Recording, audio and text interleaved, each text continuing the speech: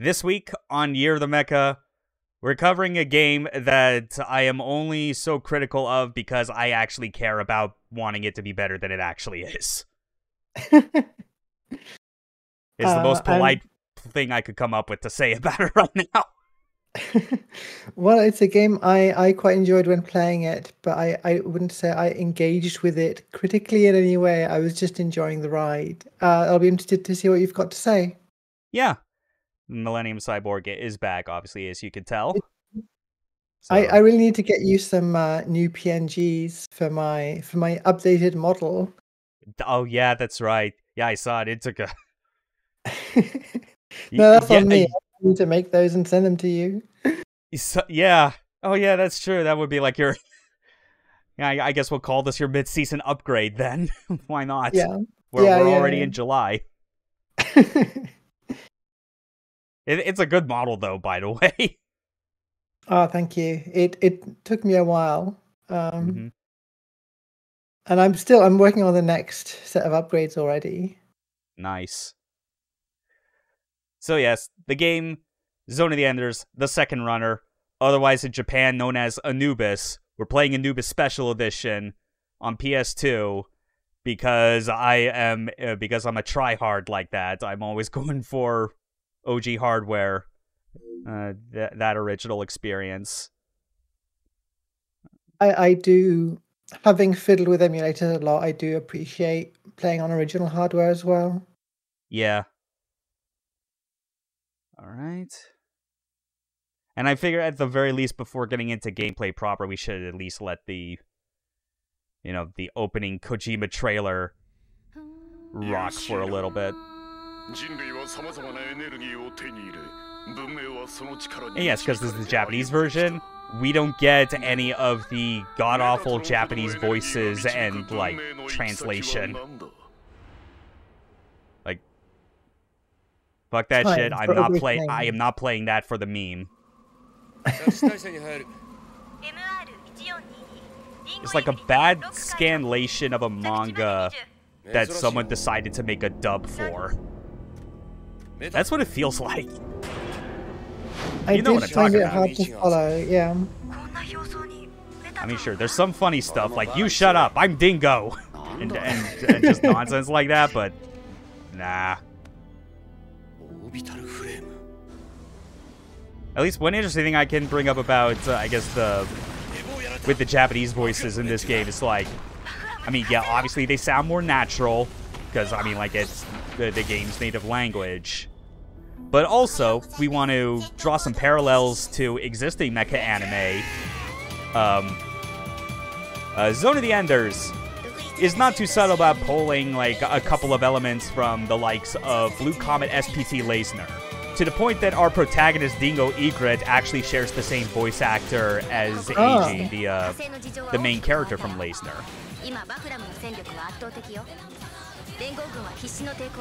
I love the theme of Zone of the Enders. Yeah, Beyond the Bounds is yeah, it's a bop. And like half of it is all just like in a fake language that they just like made up for like the main verses. It's not. I mean, I'm sure like the basis of it was like inspired by actual languages, but it's not any explicit one that exists or had existed. I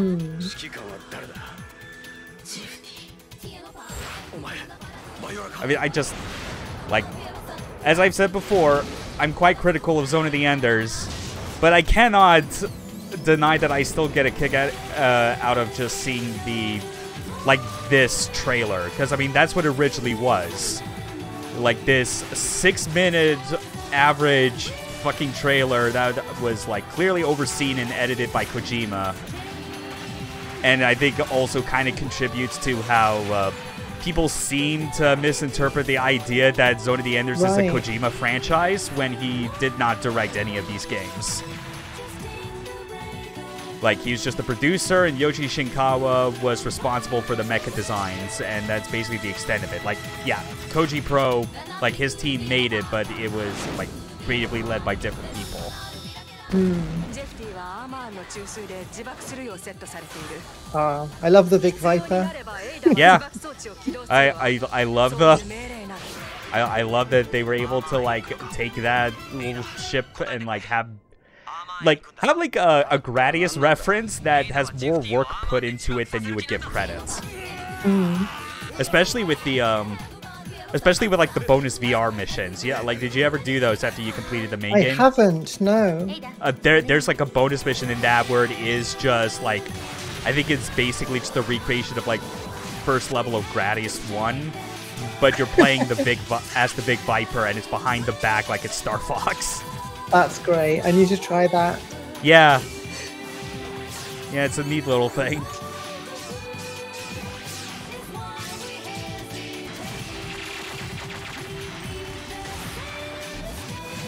Yeah, and to think that even with this particular trailer and all that, they still recreated it exactly when they made the HD version all those years later. Like pretty much all the same shots, it's just all like in higher fidelity within like that updated engine.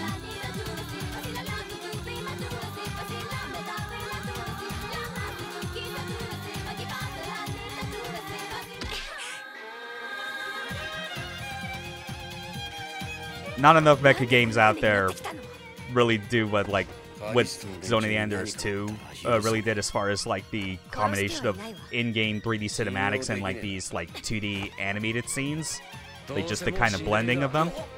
Yeah. Like feels like it's definitely a missed opportunity in a lot of cases.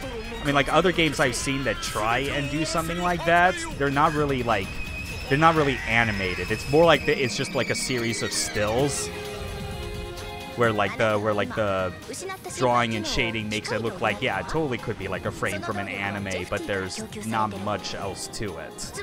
Right, or it's pretty nicely animated. And like, I mean, like when you could, when you compare this to what the first Zone of the Enders had for its cutscenes, where it was all 3D, even down to like the character models just being like really like 2000s era. But like, I love Japanese... that. I mean, you know that, right? Oh, I was really into that. Oh yeah, like it's his own style, but I mean, like for like during this generation, like when like this series was at its most relevant, like you can tell that the blending of 2D animated cutscenes and 3D in-game was like a much more inspired choice. Yeah. There was more confidence and like an idea of what to do with the gameplay concept they had going into this, which is more than I could say for Zoe 1, which is like, to be even less charitable to that, like I cannot deny it. I honestly think Zone of the Enders original is a bad game.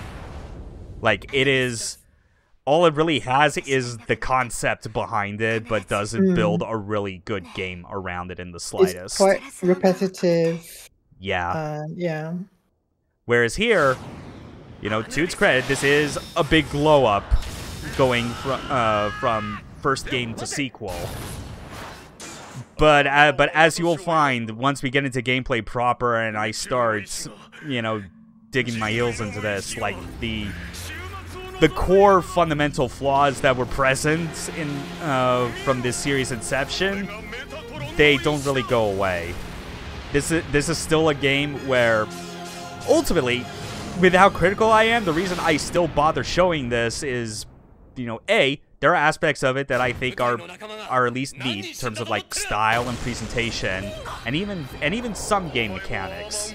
But the reason I bring this up is because I see this as sort of the in-between point of we're in a post-Virtual On is relevant world because of how it just kind of lost its spark after Oratorio Tangram.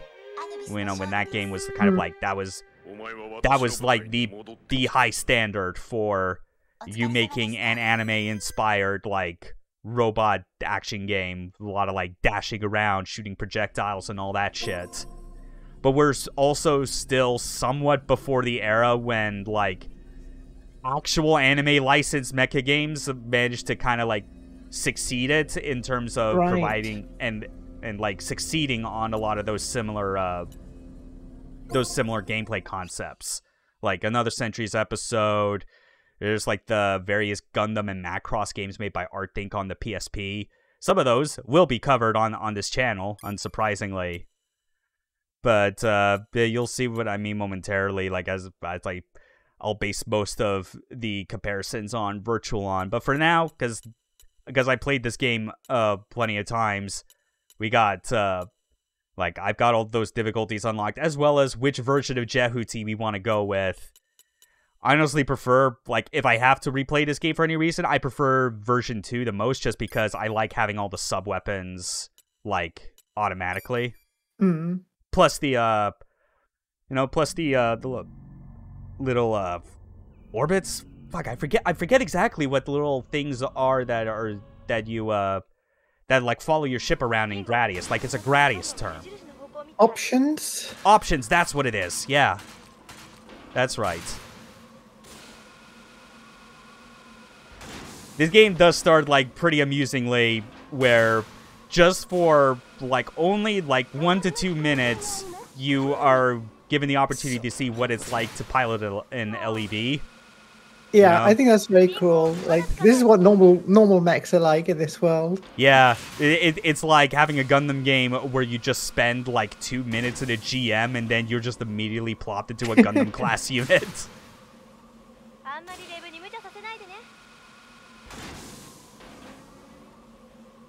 Yeah, but we'll be there soon. And those little oh yeah, the little responses that you hear Dingo saying, that's because in this game, when characters are talking to you and there's something where you're supposed to give like a response or none at all, you can click in the left stick or right stick, and that's for like a positive or negative response. All right. Yep, and now we're in Jehuti, and the rest of the game is normal. Alright. And they also give us, like, a tutorial, like, that is optional, so we're just gonna skip all this. I generally know how to pilot a robot where the cockpit is the dick. I found it very confusing the first time I played Zone of the Enders 2, because it had been a long time since I played the first one. Mm-hmm. And, you know, all of the controls are there right from the start, and I just didn't remember how to pilot. Yeah. Also, you could expect that with this being a game by like Kojima's team, even though he didn't direct it, this is a PS2 game. This is one of the few titles that remembers, oh yeah, the DualShock 2 has pressure-sensitive buttons. Like the harder you hold down like the square button when you're doing those like multi-lasers will like affect the how many targets get locked on. I can't remember if I knew that when I was playing. So with like this just kind of approach to doing the like long-range combat, maybe you're starting to see what the problem is and like why I have like some beef with this game. I know it might be hard because of the you know, like with how many like homing laser beams you can shoot out. That is pretty cool, but very Bangai-O. Yeah, but you know, you didn't really have anything in something like a Virtual On where that type of move was just so free. Yeah. So I guess for context, because like at least when it came to this game and like my critiques of it, it didn't happen like right away, because kind of like with most people, I played it and I was just going along for the ride and was actually like kind of, you know, like just all on board with it. Because it was like, holy shit, this is so stylish and cool. But that was also during a time where I had not played as many mecha games as I had. And it was around this time I was following a site called Mecha Damashi. It was kind of like a blog site that had like little features and reviews. And that's also where I first kind of saw that there were people that, or at least one person that was actually heavily critical of the Zone of the Enders games. They even had like a feature called Zone that was aptly titled Zone of the Pretenders. Alright.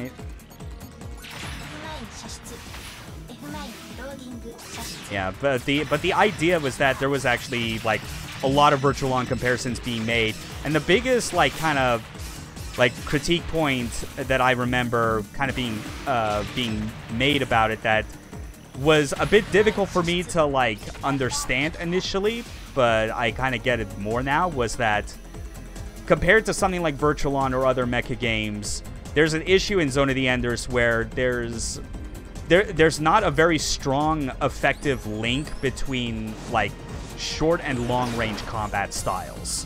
Like you have these different like sort of like methods of attacking, which like your buttons will change their context obviously depending on, you know, whether you're in close range, because they all share the same attack button. But like the boosting options that you have just kind of make it hard to actually like transition in a way where it feels like a good tactical choice. Like it feels more like you're having to constantly give chase. Which, you know, and even when you play something like Virtual On, even as like demonstrated on the channel, you know, trying to give chase isn't really effective in that, because your arenas that you're fighting in those games, they're decently sized, you know, because it's a 1v1 game. That's like that's the whole point of it. But also, like the direction you dash in and the specific limits you have means you have to kind of make an informed strategic decision on, you know, how you want to make your approach. You don't really have that with like either of the Zone of the Enders games, just because the dash as it is, it's just like, it's like a simple shift movement modifier, but I don't feel like the difference between regular movement and like boosting movement is as pronounced enough to like make that difference feel like there's any reason to consider one or the other based on a situation, because regular movement is otherwise so slow.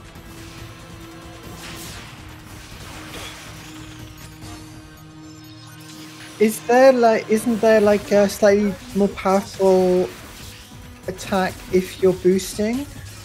Yeah, a melee attack. Yeah, that's the idea. Is like you have like your regular attacks, but if you but with the boost button, it's like if you hold it when you're not moving, you go into like a little charge stance. You know, it's like kind of referred to as burst.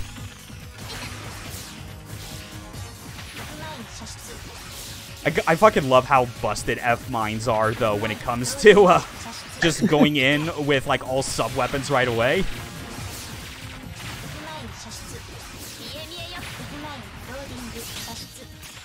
Yeah. But, I guess to elaborate more on, like, just the kind of shortcomings when it comes to the, to, like, your, mobility in terms of linking the ranges, as it was like, as I've always kind of heard it referred to, is that I actually think it extends beyond more than just that. I think the actual bigger problem is that the game's combat is like really just a lot more exciting when you're always in close quarters range to begin with. Yeah. Because with the sort of effective tools that you have to work with in a long range scenario, it's like, oh, no, I didn't mean to select that. Goddammit! I'm trying to get like my main talking points like out of the way, you know, early on, so we don't have to like focus on it too much for like the remaining 2 hours, you know. But like when it comes to like your long range options, like you have like this little pea shooter that you see right here, and obviously we got like more projectiles going now because we have options, but it is like so pathetic even when you're just going in with like version 1 Jehuti. Yeah, and because of how you just want to be moving all the time, what happens is that your long range attack when boosting is that multi-targeting laser that again we've been demonstrating a lot.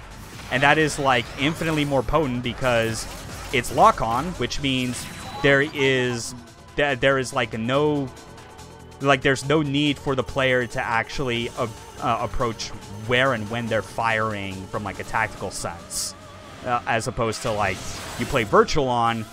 You're constantly considering like when and where you're going to shoot based on the direction you're dashing in, as well as the dash angle of your opponent, because all your projectiles don't, because it's all lock-on based and they always fire in the direction of like where the target last was on screen. There's no like fire rate, like forecast prediction, as it were. So ultimately, like, just regular projectiles that you have to do any sort of dash vectoring to line up isn't really useful.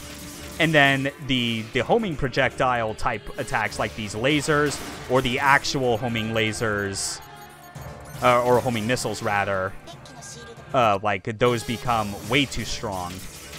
Yeah. And then there's even worse, obviously, the fact that you got... Jesus Christ. Will you please just let me... I'm trying to... Oh, wait, that's right. I don't have grab selected. Okay, come on. Yeah. Yeah, I'm just trying to get this. Yeah, I'm getting impatient. It is always fun to grab there we go. giant bits of infrastructure with your mecha. Yeah. Yeah, that's like ultimately the thing, because with how lopsided your long-range tools are, as far as just favoring one type more than the other, you know, unsurprisingly, like as mentioned, things are a lot more interesting and dynamic when you're actually in close range, because you have like your melee combos. You have the ability to grab objects and enemies, even using them as bludgeons. And then there's even stuff with, and like even your, and then as well as like the sub weapons that are like not homing based and are otherwise kind of difficult or useless to use at long range, they become a lot more practical once you're in close. You know, like it's like because of how the F mines work, for instance. You know, you could just like use one in close range, and you don't have to worry about the explosion hurting you or anything. So like that's perfectly fine. I don't remember if I've even ever used them myself. Yeah, I mean they were like the last sub weapon that you get in the game before unlocking Zero Shift. Oh.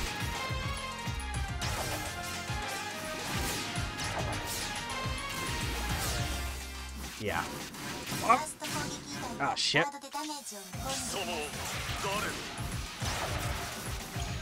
Yeah, the dumb part with this fight, honestly, is just like you're supposed to lose it, but it's still possible to like get a game over by like losing all of your energy, because you have to still deal like X amount of like hits or attempts at it.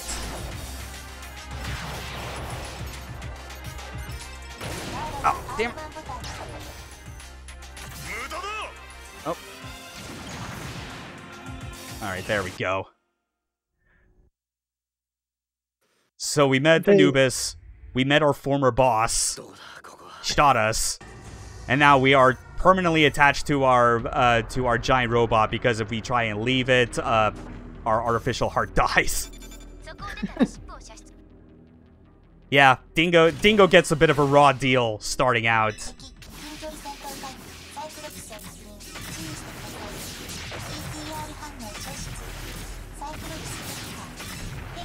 They really match the colors and tone well between the anime and real-time sections. Yeah. Let's see.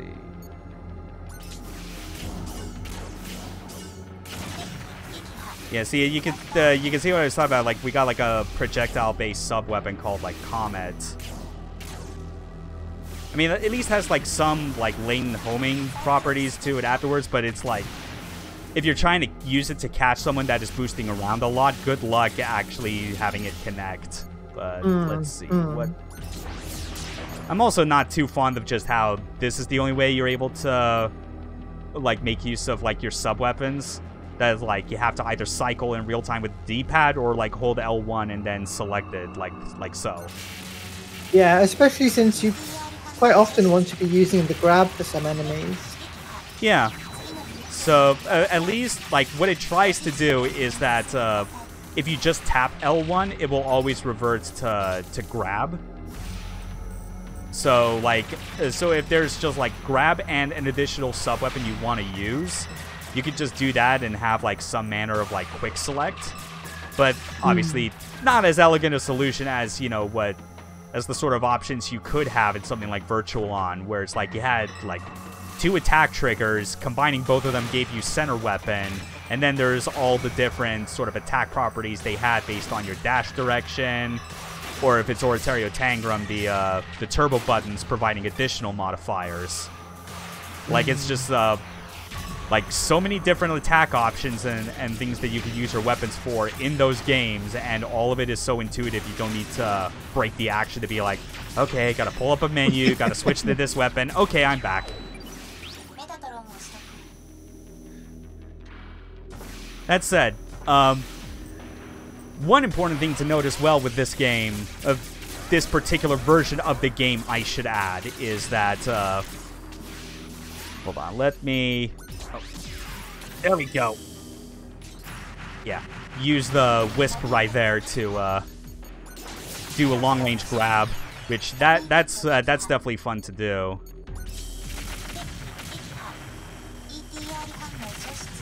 There we go. Like that's that amount of like sub weapons I used just then, and like switching between them. Imagine how much cooler and stylish that would be if that was all just so much more immediately available without having to do that kind of menu swapping. But yeah, with this version of the game, Zone of the Enders 2 has actually had like kind of an interesting release history. You know, I feel like most people these days would be more familiar with how botched the HD version, the HD collection on PS3 and 360 was originally. Right. I remember hearing about that. Yeah, and how it took like, I think it was Bluepoint that had to come in and straight up like fix Zoe 2 completely, and it ended up becoming not just good enough, it actually became like arguably like the best performing ideal version of the game you could get at the time. I mean, I guess there's like Mars on PC and whatever that counts, but I don't know. But that's also after Kojima left, so that means that if you play the Mars edition, that just means you're also dealing with credits that have scrubbed all the original staff and Kojima's name from the record. Because, yeah, that's how Konami operates. Yeah, that sucks. All right. Oh yeah, and you got decoys as well. This is always fun to do. Just mash that circle button to spin and toss their asses all the way to the other side of the room. But yeah, with the release history of this game, even before fuck-ups like the HD collection happened, even the very first release of this game in Japan had like some pretty bad performance issues of its own, as well as like some gameplay balancing problems, as well as less as well as like a few less combat encounters and stuff with like the enemy AI that, if I recall correctly, I don't even think like those. So like this is Anubis Special Edition, which was the Japanese re-release. This has like updates and content that I don't even think the original US, or no, definitely the US PS2 version of this game didn't have. Interestingly, the PAL PS2 version of this game was ultimately like the basis for what would become Anubis Special Edition. So if you wanted to play a version on original hardware that had like, you know, like all these balance changes and content that basically make it the complete version of the game, but have it in English, you could do that. Except I don't think that version of the game has a 60 Hz option, so you'd still be stuck at 50.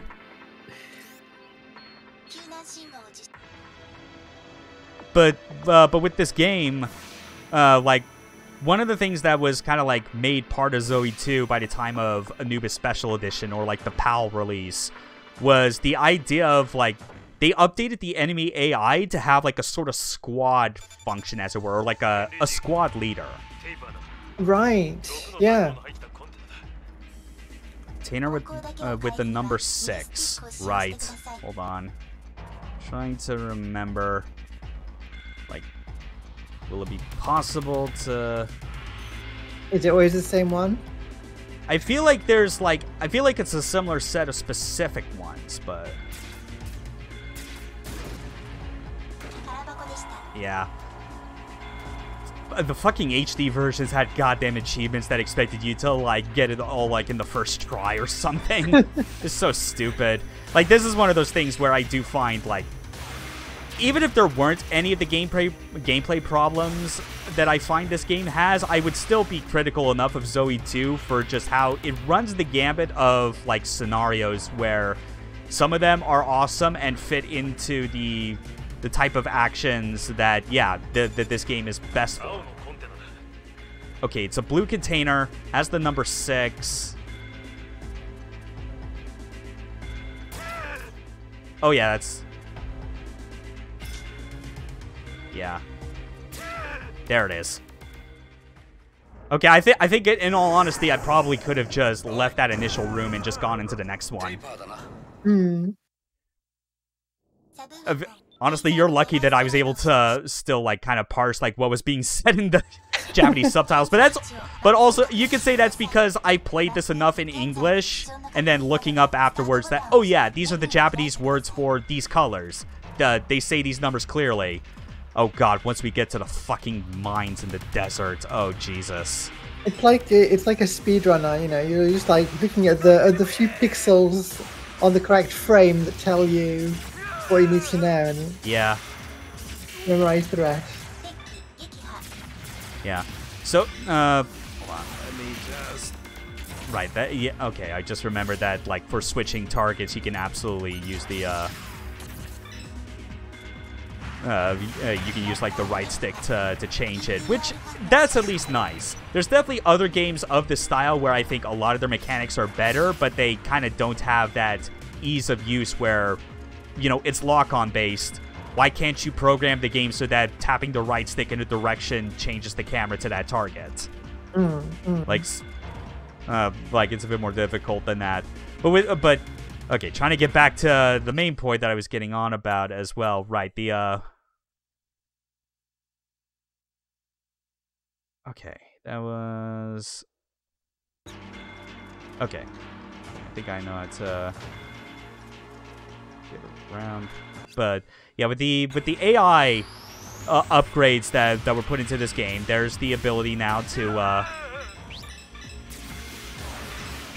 there are now like certain enemies that are kind of designated as like the leader of a group, and it will result in the enemies surrounding them taking like more coordinated like positions to try and deal damage to you, and especially if you do it on higher difficulties, they can be pretty tough. So, naturally, that means you have to try and make your approach to get to, like, the squad leader and take it out. Yeah. And, this is another thing where the, kind of talking, where, like, that Zone of the Pretenders, feature that I was referring to definitely made mention of it, and how it's, like, that's probably the best attempt that Zone of the Enders makes at actually trying to justify the boosting system that it has. Because it's a very analog system. You have full granular control over the direction that you get to boost in and for how long. Hold on.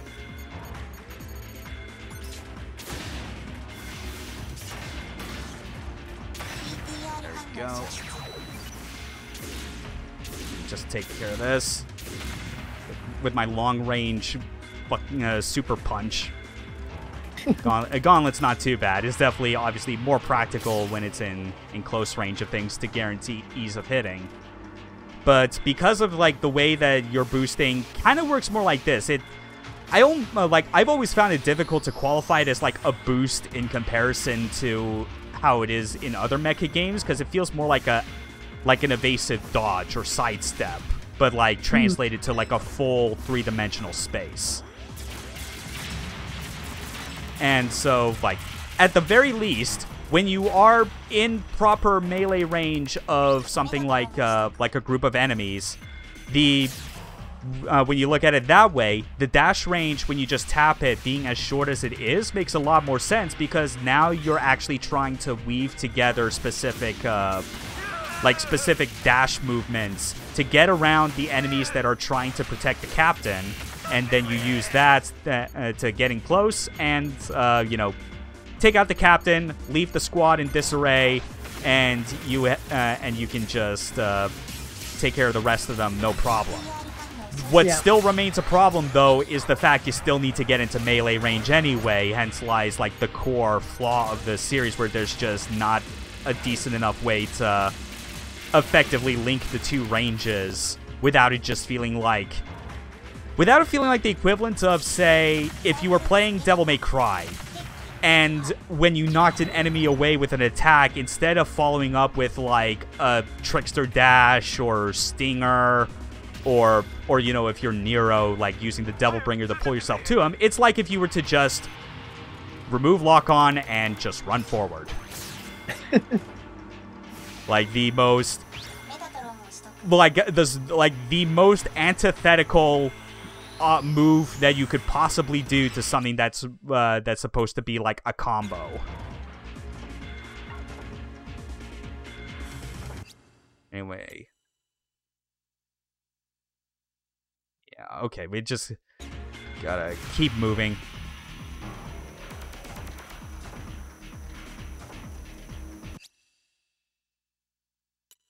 Wait, hold on. Am I moving? Oh, god damn it. I am moving backwards. Son of a bitch. I was just thinking, you know, inside the cockpit of the Jehuti, it's one thing, all of the fast movements. Yeah. But in the other robot that's being held by Jehuti, in the other mech, the person in the cockpit must be really getting shaken all over the place. Yeah. Yeah, it's not fun. Okay.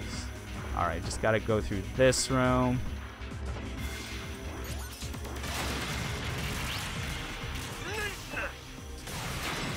Okay. Yeah, it's just... Oh, man.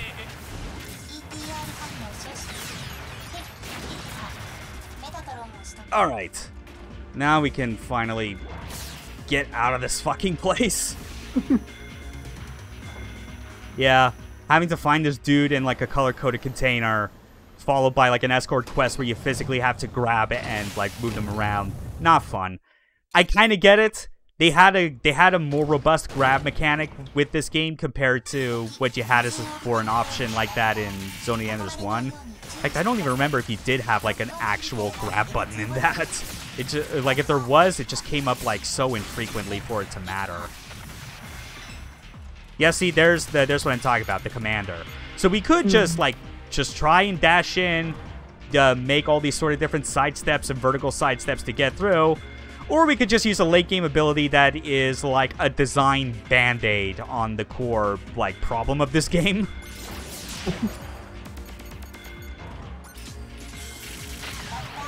But you can see how they were being kind of coordinated in there. Like, see how they're, like, moving around and stuff like that. Like, that's definitely, like, a cool feature. That is, like, a concept that, like, more mecha games could honestly learn a thing or two from to make, like, combat encounters. Like, basically push you to get more out of your gameplay systems. And we got a shield. It does what you expect it to.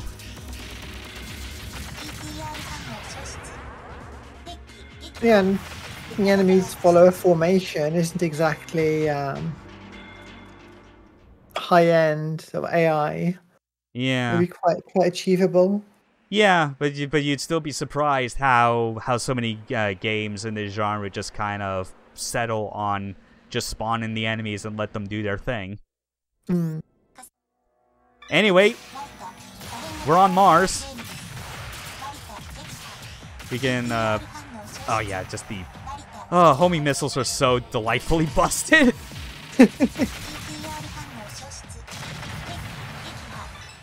And you get so much energy back in between these different waves that it's like, what is the penalty for using something just so absurdly powerful? There we go. Oh yeah, that's right. And when you're Jehuti version 2 and you're doing the burst, it like irradiates like an energy field that will stun enemies if they're like in touching distance. Completely forgot that's the thing because you obviously have like Geyser for stun purposes. Anyway, time for Vic Viper. And this kind of highlights more the problem I was talking about where it's like, I really do not like how you have to chase after them. And how, like, there's nothing really tactical about how you have to try and close the distance. Because they're always so much faster at playing keep away. Fortunately, homing missiles makes this fight a joke. So we didn't have to waste too much time. Seriously, that is like an inspired way of like taking the Vic Viper and turning it into a transforming mecha. I would love to have, you know, a plastic model or figurine of the Vic Viper from Dawn of the Enders 2. I wouldn't be surprised if there was one that was made. I knew that there were at least, I think, like Kotobukiya models for both Jehuti and Anubis. I know those two at least definitely got some from there. I don't remember if Vic Viper was like included as like one of those.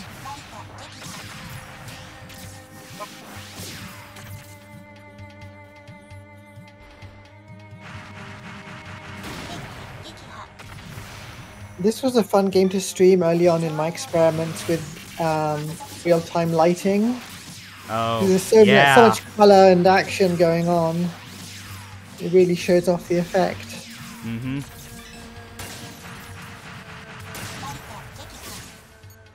Okay.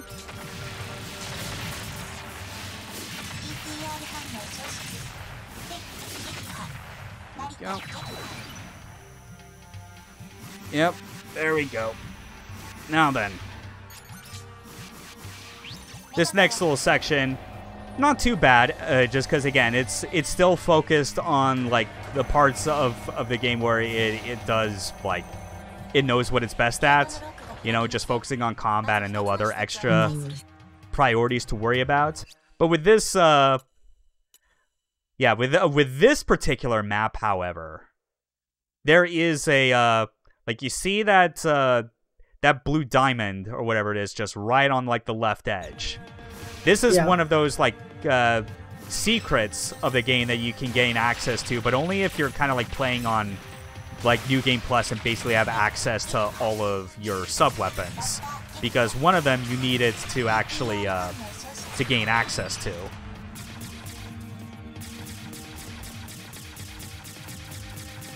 Yeah, look how pathetic that is. That, like, that's just the default fire, and it is so useless against anything else that is moving. Like, might as well only really save it for, like, stationary enemies.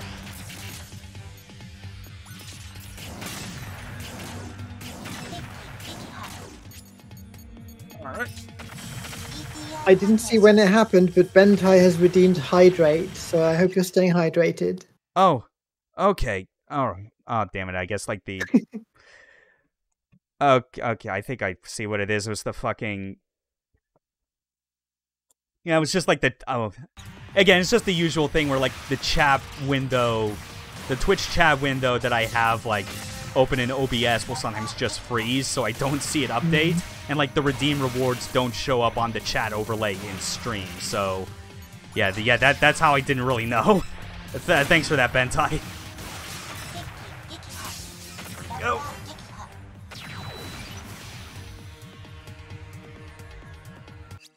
So, yep.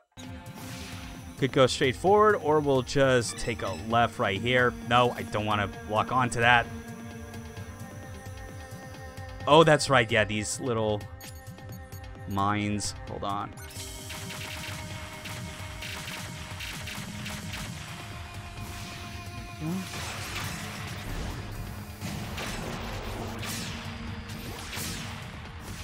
Alright, So you see all that rubble. You know? We need something strong to take it down. Fortunately... Oh, wait. Why is it... Is it not... Oh yeah, there it is. I was blind, guy. I need this. The cannon. The vector cannon. Normally, you get access to this right at the moment when, like, the game finally starts throwing you, like, more interesting combat scenarios. But now we get access to this the whole game. It's impractical in most cases because of the long charge-up sequence, but then you get this.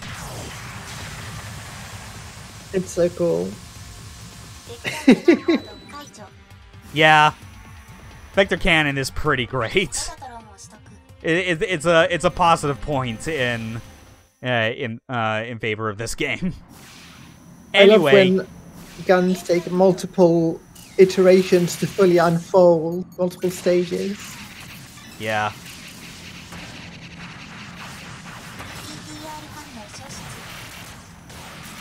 Yeah, fucking quads.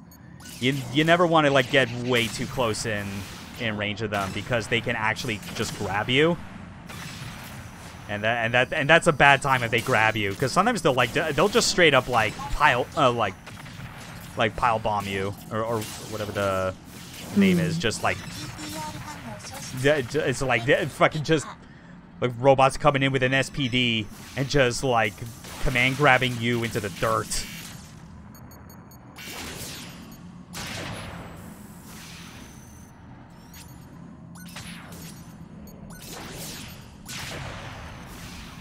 Yeah, and damn, these fuckers are moving actually a bit too fast for me to, like, get them with the F-mine strat, where I just, like...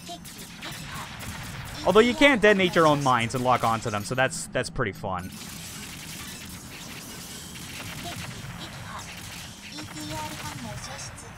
Okay. Who's next?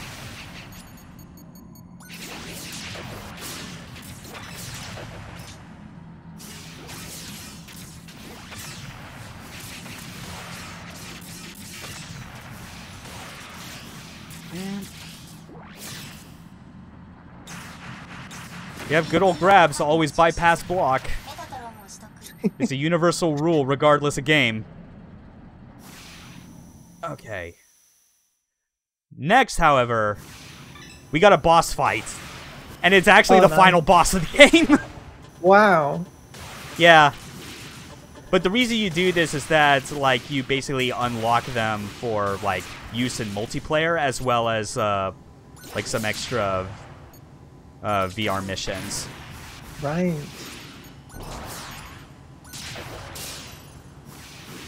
It's kind of a pain having to fight them this way, and also kind of weird that you fight them without any sort of music. Oh, Jesus. Yeah, I was going to comment on the lack of music. It's a very eerie atmosphere all of a sudden. Yeah. But the only way to, like, consistently deal damage is to, like, zero shift in and, like, use your use your burst attack. I mean, obviously block if you can, because he'll be waiting. Like, zero shift as a concept, like, just is, like, literally just a video game mechanic that is instant transmission.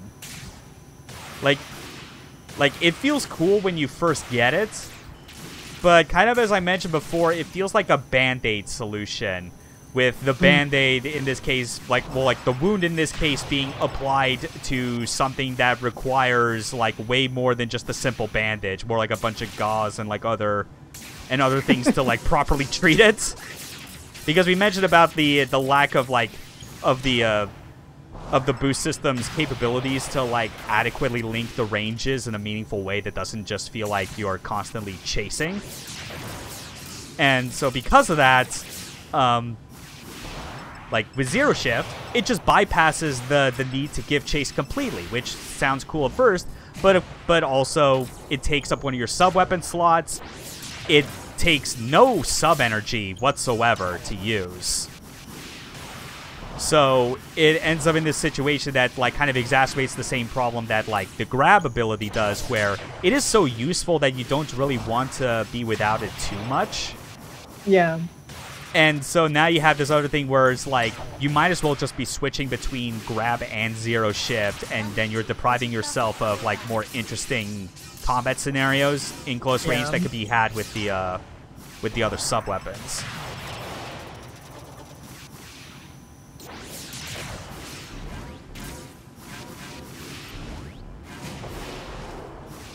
All of the visual effects they've got going on PS2 is really impressive, actually.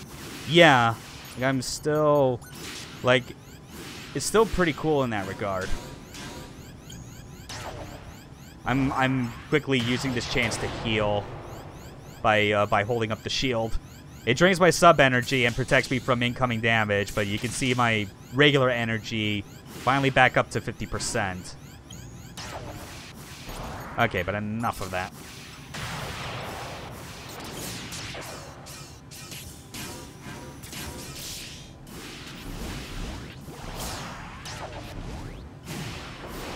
Okay.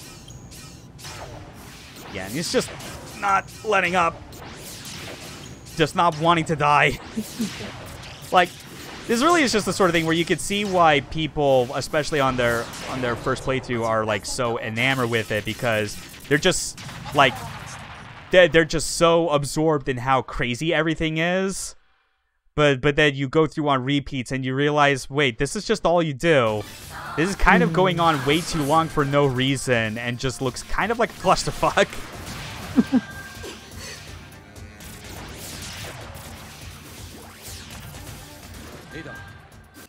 Okay, hold on. I need to grab the shield. So we had to impale her the first time. Oh, damn it. I forgot. R2 is not block. R1 is block. Come on. Come at me.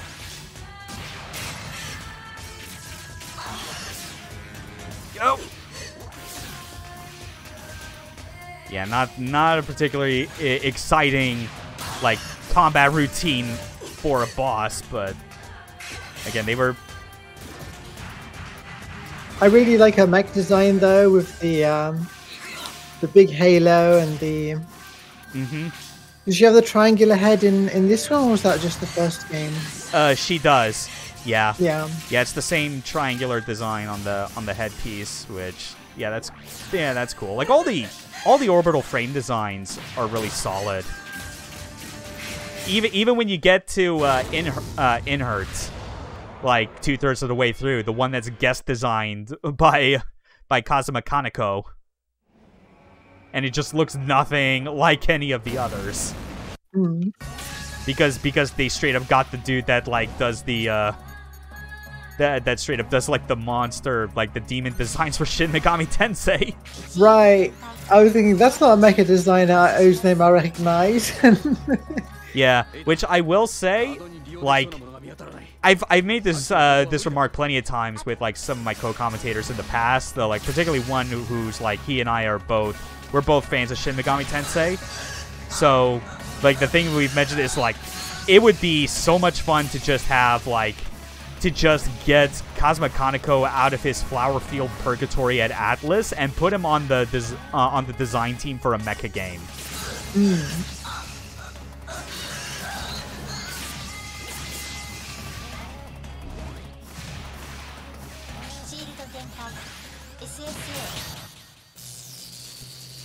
Yeah, good job running into my shield, idiot. I mean, clearly you're not like that. You can tell that this is where a lot of my fun with the game has come in recent years, where it is like these sub weapons are obviously designed to like. Sorry, I got distracted because I realized I accidentally caused damage to one of the buildings because this fucking mission is happening. Reminding us of the horribleness that was the first Zone of the Enders. Yeah. Not fun. But yeah, it's like no matter what, whenever you play the game, you're always going to get the your sub weapons in the exact same order. So naturally, they designed your encounters kind of around the knowledge that you're not going to have access to some of those really useful tools right away.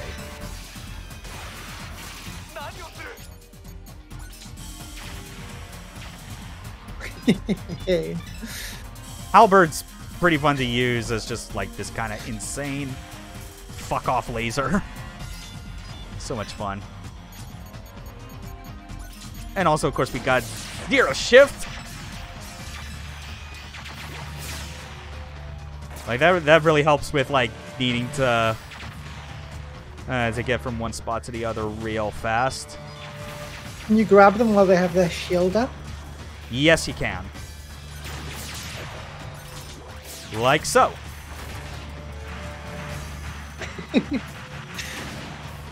Frame rate, even with like the optimizations they did on all these PS2 re-releases, still not that good in spots. It's kind of bad. I mean, when we get to like the big fight, you know, the one I'm talking about. Oh, Aseo has joined the chat, but the chat isn't showing up on stream. Oh, god damn it. That would definitely explain some things. Ah, shit. Okay. That would explain. Ah, fuck. Okay, hold on. Let me... Yeah, welcome, Haseo. Good to see you. Yeah, it's, yeah, glad to have you here. I swear I wasn't ignoring you. I just didn't know. Ah, fuck. Okay, let me see. Yeah, there's the overlay. I'm just going to turn that off. Add that again.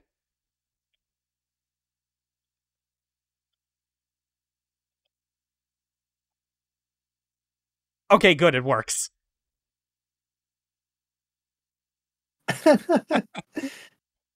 I do it the only way I know how. All right, let's get back to doing a poor job of like saving this residential area, because these kind of protect missions in a giant robot game suck. Did the number of people you save or fail to save in the first game actually have any effect on the ending? So there is an alternate ending you get in Zone of the Enders 1, but the way it works is that it ends the game prematurely, and it's only if you basically get like the lowest grade on like every one of those protect missions. Like you basically have to do everything in your power to like destroy it. And what happens is oh god, what was the name of like that fucking blue-haired ace, Chad-looking ace pilot from Zoe 1, where the idea was that like Leo is basically told that you need to hand off Jehuti to this guy. There's like Rock Thunder something. Rock Thundercock? No, that would have been that would not have flown back then, but no, the idea is that like when you get in contact with him for the first time, Rock Thunderheart, that's what it was. Yeah. I was 2/3 right. I got 2/3 of the name. Cut me some slack. But no, when you first get in contact with him in the game, Rock Thunder, yes.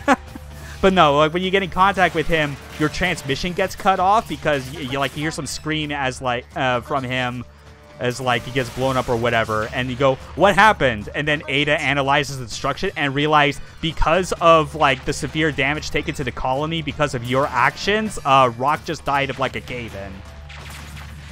Wow. Yeah, it's pretty hilarious.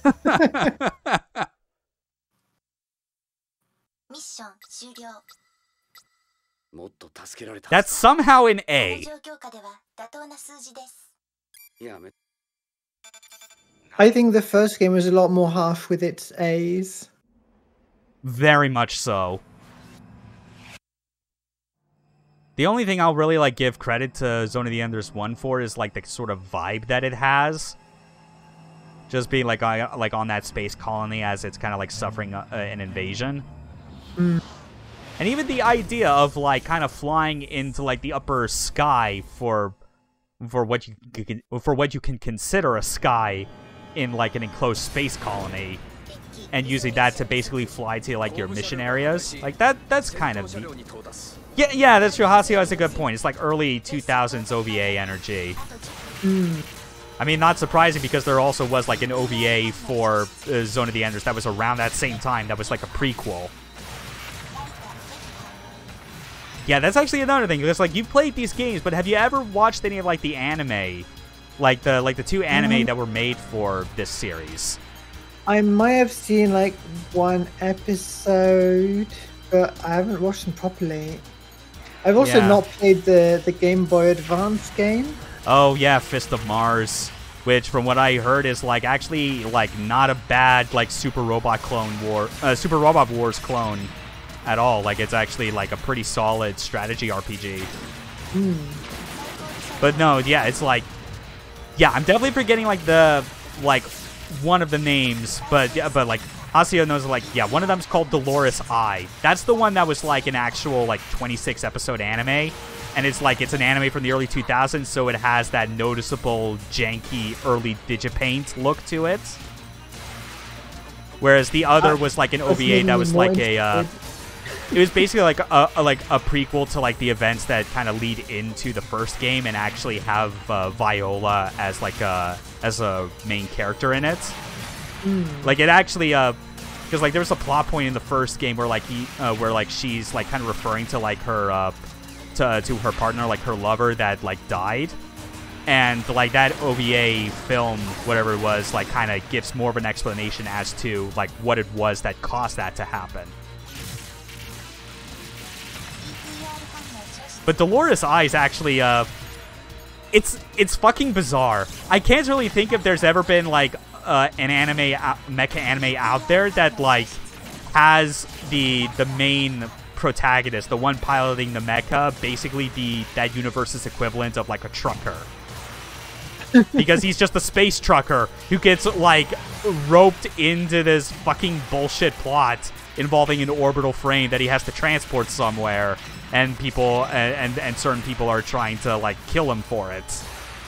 No more young boys getting forced into piloting mecha. Just give us and it's truckers. Like, yeah, and when I say trucker, I mean, like, he looks the part. It's a middle-aged, like, single dad with, like, his own kids who are grown up and kind of, like, don't want anything to do with him. But they also get, unfortunately, roped into this whole conspiracy and have to join him on, like, wherever the fuck he has to take this orbital frame, which is known as Dolores and has its own AI. You know, but, you know, kind of similar to Ada, but, well, actually more than Ada, because whereas Ada's just a computer that, like, basically gives feedback and has, you know, its own, like, assessments, Dolores, it does actually have, Dolores actually has a, like, can, like, move the orbital frame as if it's her body.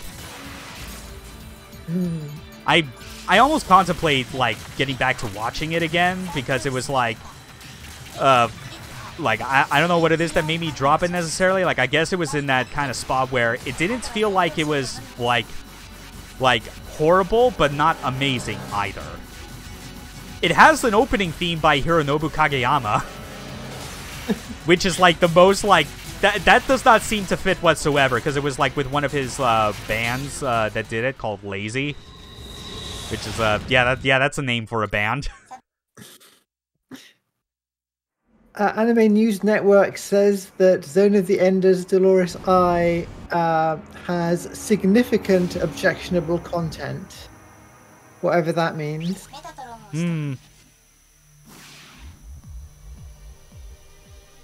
Something like that. But it also actually reminded me of one thing that, another thing with the, with Dolores Eye when I watched it is that I was also watching it dubbed, and it's an ADV dub. Oh. So it's one of those where it's like I get like a guilty pleasure out of like the sort of English voices they went with, and like some of the characters that they dubbed are like so batshit crazy. Like one of them who's like one of the villains, like when he's like getting angry and whatever, like some of his lines come out as if like he's having a stroke and his like speech is getting slurred. Like for or that, or like if he's drunk. It is kind of surreal listening to it. There's also the fact that hold on.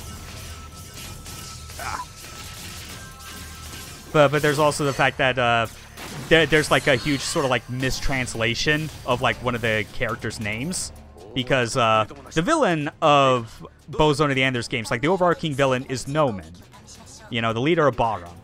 In Dolores Eye, they mistranslate and mispronounce his name as Norman, which, I'm gonna be honest, significantly reduces the threat that that guy has.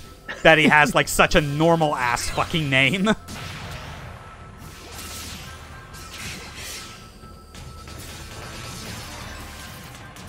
Oh god, yeah, this is what I was talking about. Yeah, they could just grab you like that. So. I spent a while on this boss fight. Yeah, this is like just one of the absolute worst parts of the game.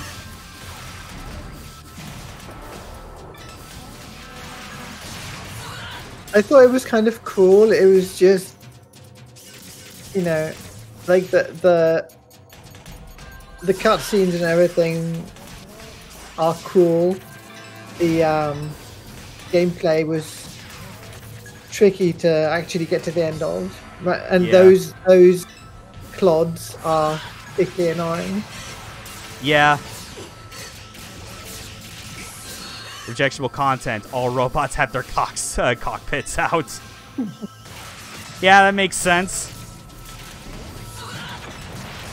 I will never not respect Yoji Shinkawa for that design decision. That is obviously just so hilarious in its inspiration.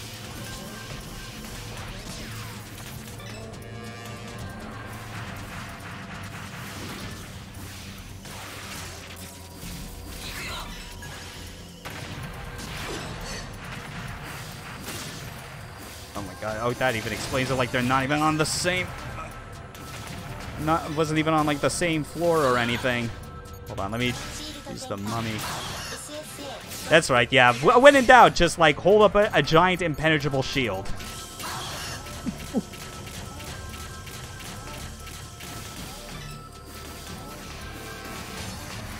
Also kind of busted with like this game and like what you can do in it. You know, just like as long as you're doing attacks that are like part of a combo, is like you'll still get some amount of your sub energy back. Because like I was draining a lot, but you can kind of see like that hit number going up at the bottom, and I still like that's how you earn back sub energy. So under the right circumstances, especially with a lot of enemies, there's nothing to really stop you from ever running out. Like there's no threat of it. Okay.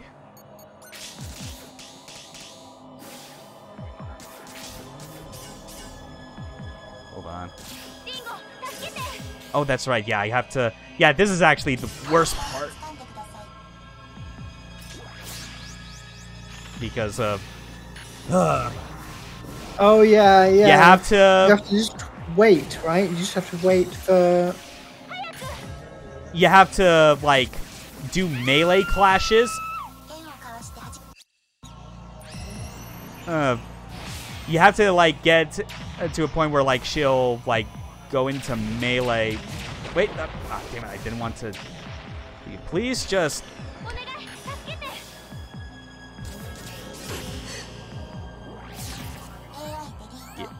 Yeah.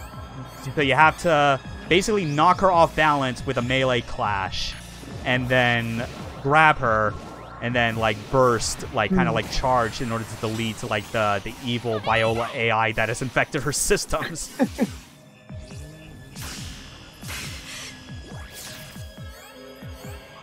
It is so dumb. Like, I understand the fear of repetition when making a video game. You want to keep things fresh, you know? Even if like the gameplay loop that you have, like the mechanics and whatnot are so in depth that you could just focus on keeping things. Hold on. Damn it. This is actually also kind of worse as well because of the when you're doing melee attacks, your options will also do like follow-up attacks. So if you miss, then you're doing even more damage than you want. God damn it. Also doesn't help with some of these camera angles. Like, it's hard for me to get a read on, like, just, like, if I'm gonna be landing up my attacks properly. Oh, are you fucking kidding? There we go. God damn it. It really does not... This really should have been, you do it 3 times and that's enough. Why does, like, the deleting AI have to have its own fucking health gauge? Yeah, 3 times would be so standard for a boss fight. Yeah, it's just like, this fight, followed by what we have to do afterwards, is unquestionably the worst that Zone of the Enders 2 gets. It uses the Windows Explorer progress bar. For some reason, I remember grabbing her and just throwing her. Presumably that doesn't work and just damages her.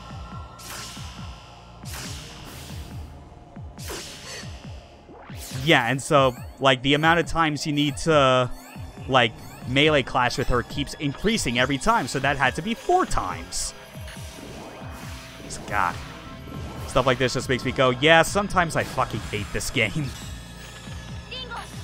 Like, you can't just make your game do stuff that is the complete opposite of what it's best at for the sake of variety.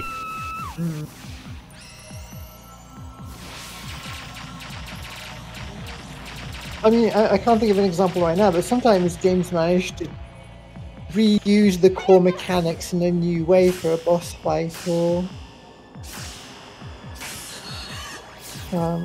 do something that makes it fun, but this is... Yeah, it's not cool. Not cool at all. If you die partway through this... I'm pretty sure it would checkpoint us, like, right at the start of this particular fight. I think it does, yeah. You still have to do the progress bar again. Yeah. And goodbye! Cutscenes are cool, though. Yeah, even though we're not really going to be spending time on them because we need to focus on gameplay. And this is also another bad spot because, you know, we already weren't fond of, like, having to drag Taper's ass all over the place on that spaceship.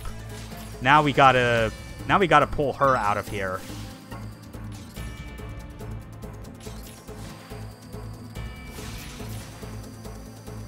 And then, okay.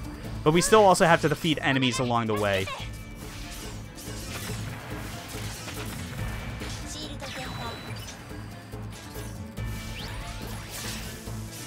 With this section, though, it does have, like, a... I'm gonna call it a Kojima Easter egg, because it... Not because it's, like, in relation to any of the stuff that he's done in the past, but more like, this seems like the type of, like, dumb thing that he would want because he's kind of a pervert.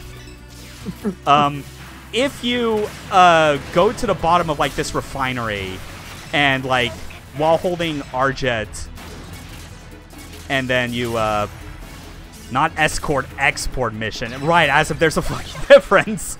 But no, the idea is that... Just get the fuck out of there.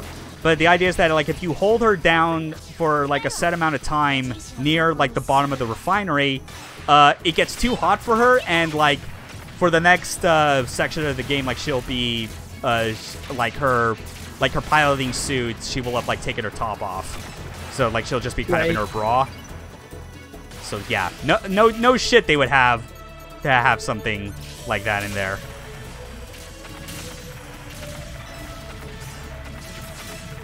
There's always something with Kojima. This isn't even his fucking game. like that's the worst part. And then and even then it was like, and that's even made worse by the fact that there was, like, he was trying to get a third Zone of the Enders off the ground where he was actually the director of it, because clearly something ticked in his brain where it was like, only I'm the one worthy enough of directing video games, not any of the people on my team. Fucking throwing his own devs under the bus for Metal Gear Rising. I mean, granted, Revenge is a fun game, but it's the sort of thing where I didn't realize it until, like, well after, when he did, like, that sort of when there was that sort of like Dev Diary-esque video where it's talking about like how they switched development to Platinum. It's like it's kind of fucked up, just like publicly, kind of like shaming like your own team for not being up for the task like that. Anyway, here's the thing that people really want to do when they play a mecha game. They want to follow vocal instructions on how to navigate through an invisible minefield. Yeah.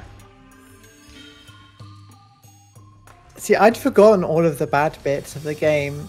I just remembered the cool battles. Yeah. The good cutscenes and so on. Most of the people that like to talk about this game like always forget the bad shit. Migi.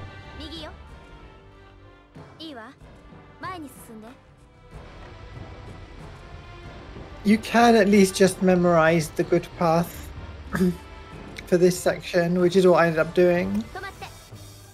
Something like that, yeah, but I've always kind of like... Hold on. Okay, there we go. Yeah, because I had to remember again, right, what each of the different, like, voice lines in Japanese mean. Where it's like, yeah, one of those is the go-ahead. Because I've tried just rushing through this, even when I know, like, where the general idea, like, what the general route is. But it's sometimes, I feel, easy to, like, kind of brush up against, like, some boundary you were not supposed to go up against.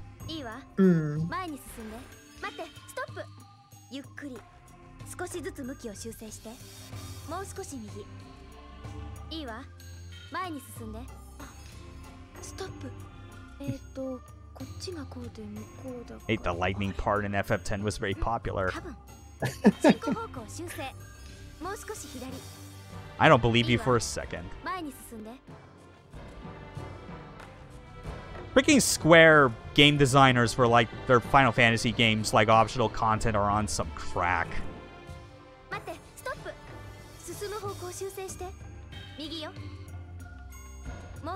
So this game took me about 9 hours to beat on stream. Yeah. I mean, when I played it sometime last year, I was able to get it in about like 2 or so hours. But that's largely because I was skipping all the cutscenes. So...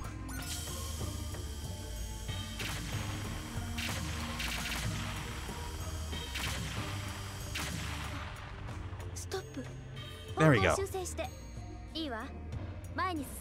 The fleet part took some time. Yeah, and even then, it's like the fleet is like when the game finally learns, oh wait, we should make the game good.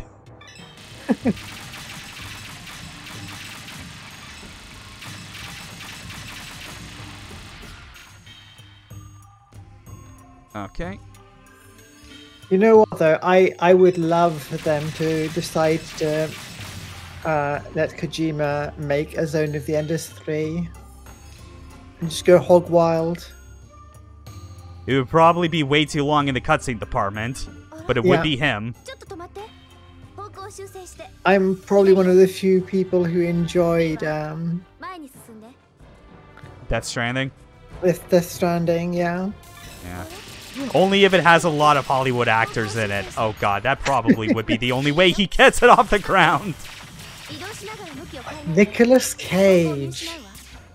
Zone of the Enders 3. God damn it, why are you convincing me? Oh my god.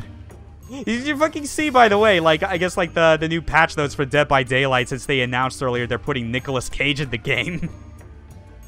Like, some of the things that they've, like, that are in that game now, like, to accommodate him and what his abilities are.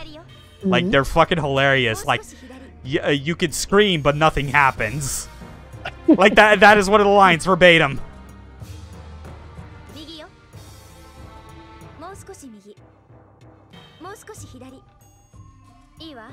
There we go.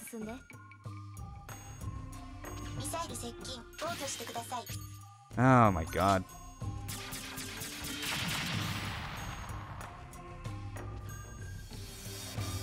I hope someone who made the person that like made this section got fired. Hey, I've made gameplay sections about this bad and kind of similar in my past life. ストップ。方向修正して。いいわ。前に進んで。 Oh my god. 方向修正して。右よ。 Alright, turn right. もう少し右。いいわ。前に進んで。 There we go.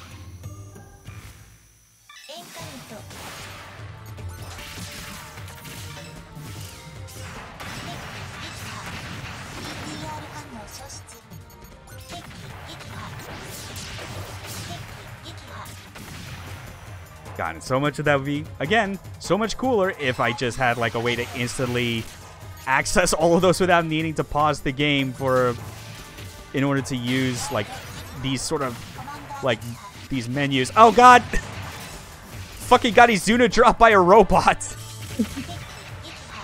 I mean, this bit is a lot like a stealth section,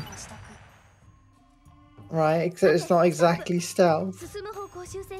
It's stealth in the same way that having to navigate like that second snowy field in Metal Gear Solid 1 when there's like all the Claymore mines. Oh yeah, yeah. They should make a mech game with a stealth section that's just you like crouching behind buildings in a city trying to look inconspicuous. This is so dumb. Okay, now we're out of the worst section of the game. We're getting back to something that is marginally improved.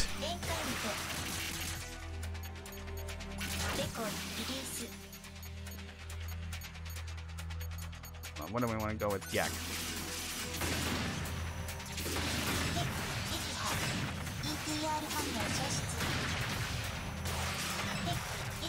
Yeah, so... Oh, man. There we go. Let's see. Trying to remember if... Because I know, like, because there are, like, multiple sort of, like, entrances or whatever that you can take to try and get underground, but I think only one of them is meant to be, like, correct, so we kind of have to do process of elimination, because I forget specifically which one it is.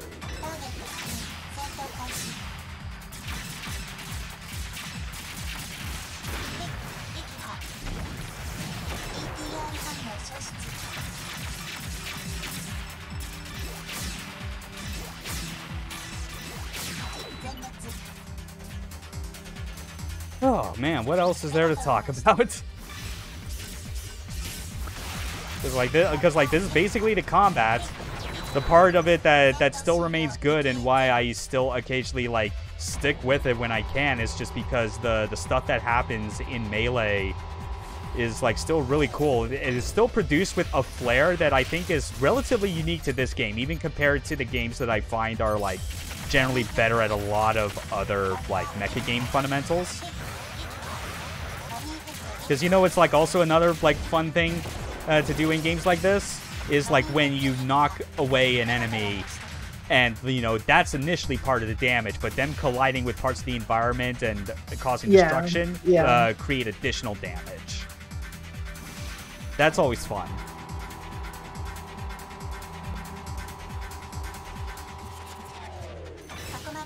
Yeah, I don't know. It's the sort of thing where... Grabbing an enemy and hitting another enemy with them is always fun. Yeah.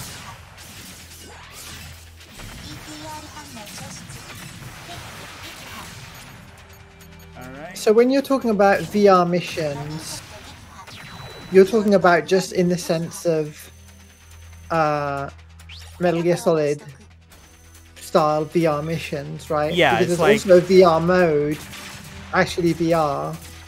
Well, in the Enders Mask? I'm kind of referring more in like the general sense of kind of how, you know, much like in something like MGS 1 or 2, there's like a bunch of like bonus bite-sized missions that are all focused on you, like using the gameplay and like very custom curated like experiences that are like more abstract.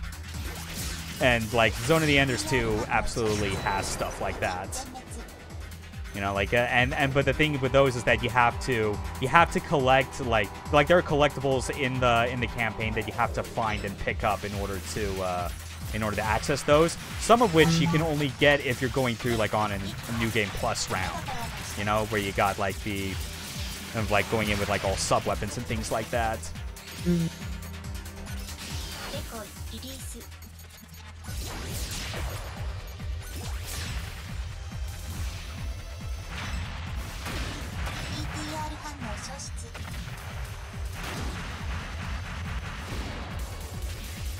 I don't even think that hit the dude that was up above, but whatever.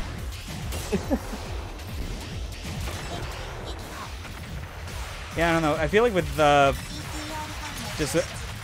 if there was to be like another shot at Zone of the Enders, what would I want out of it?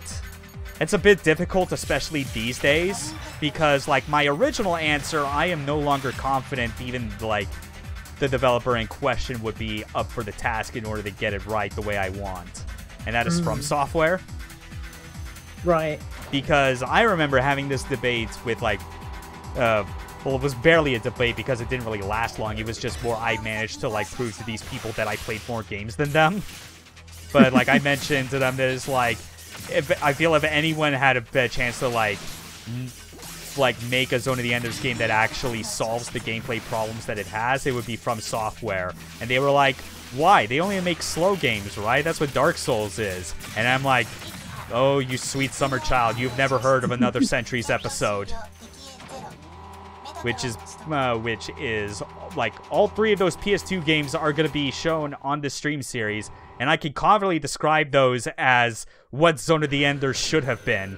Because it corrects the exact same problems I've been talking about, where your long-range options are just like kind of lopsided and not interesting compared to what you got for Melee, and you have like a more powerful boosting system to make linking between the ranges like a more tactical affair.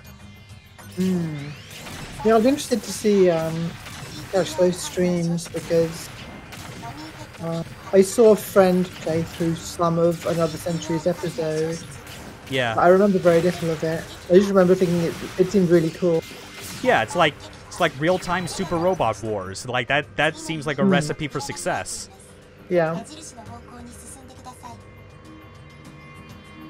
And I remember it had some very like 70s mechs in there, right? As well as more modern ones.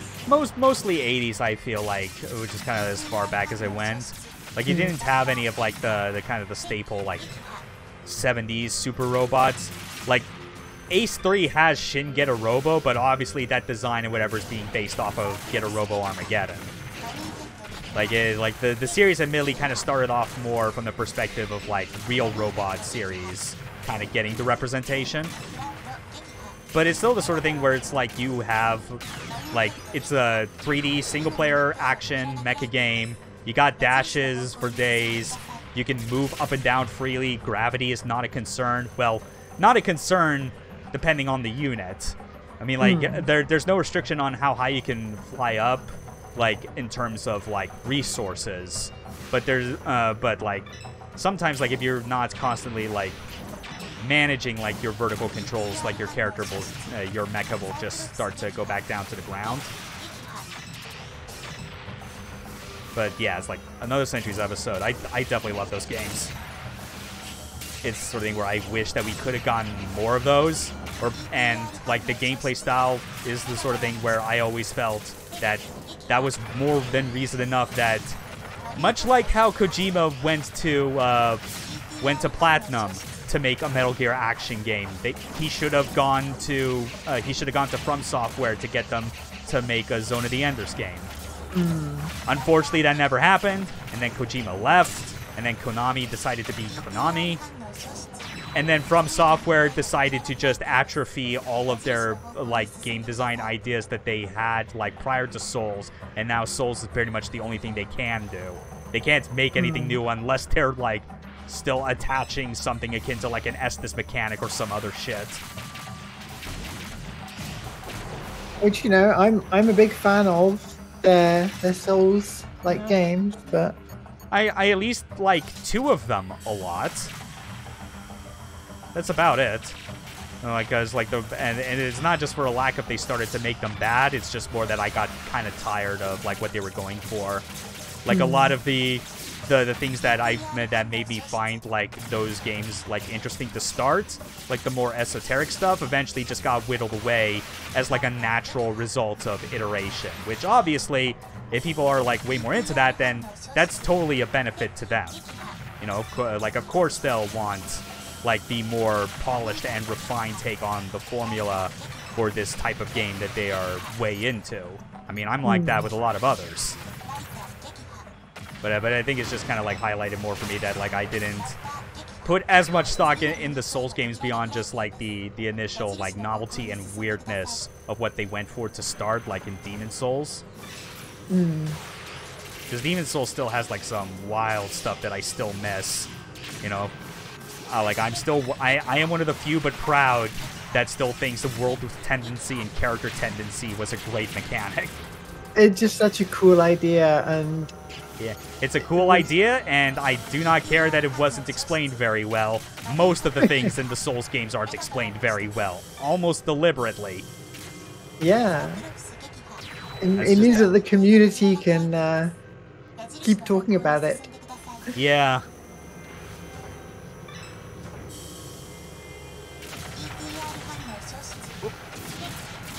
Gotta be careful, especially with these moving cylinders. If you are stuck in between them, it will be instant death. It happened to me at least once, yeah. Yep, yeah, we've all had it happen to us. Fortunately, though, these will also destroy the enemies as well, so if you can at least get them stuck in there, then that's a plus.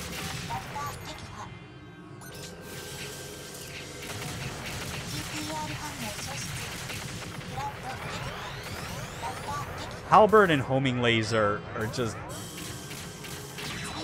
They really do a good job of just selling the insane level of power that they all have.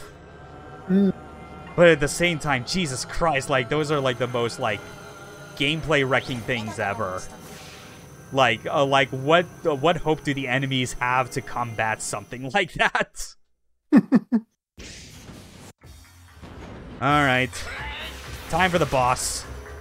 Which is, like, unlike with Vic Viper, where I was able to, like, really humiliate it quickly, despite it playing keep away, this is gonna be, like, way worse to deal with.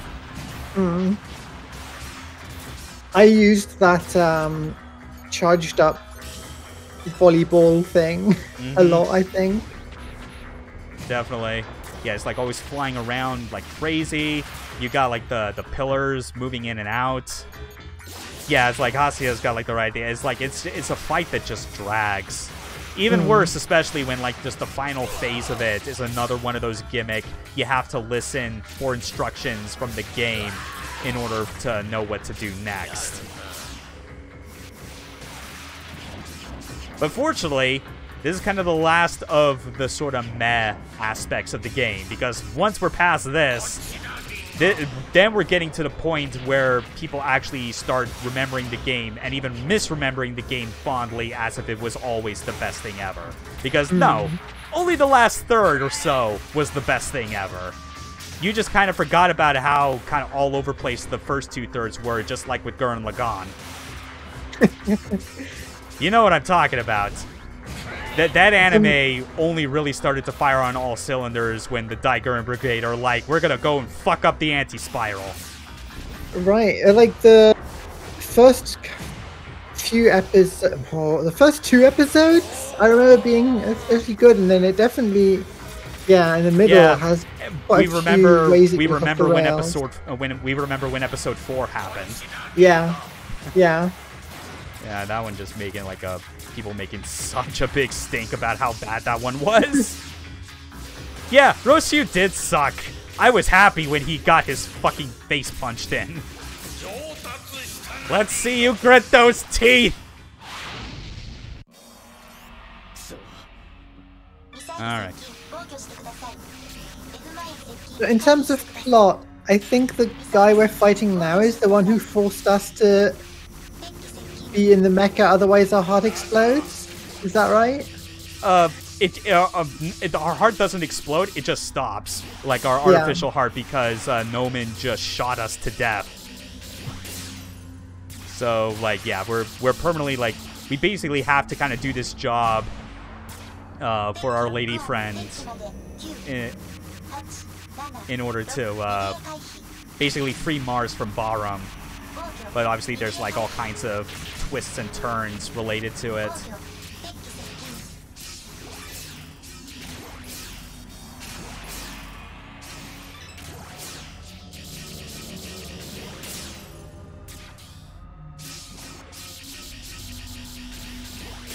Oh, right. Oh, yeah, Haseo with the elbow tip. Yeah, Bogyo does mean defend, right?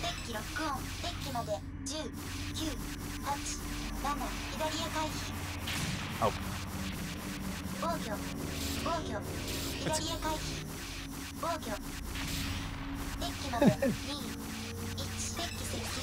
I just fucking... Oh, man.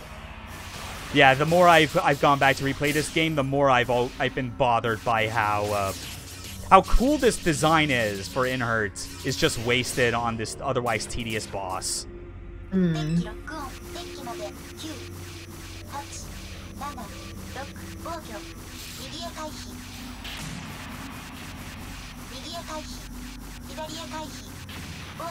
Should have turned this bit into a rhythm game. Yeah. Just have the incoming stuff kind of scrolling across the bottom. Just have Ada going left, right, chew, chew, chew. Yeah. And there we go. Go back to the Mega 10 hole that spawned you. Lloyd. Yes, that's the dude's name.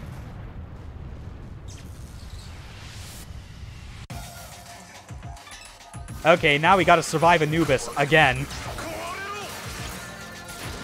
Anubis' theme, still fucking amazing. Yeah. This game does such a good job the whole way through of, like, selling you of, like, the serious threat that is Nomen and Anubis. Like just the sort of, the atmosphere instantly changes and you can feel it everywhere, and the music, like, sells it too.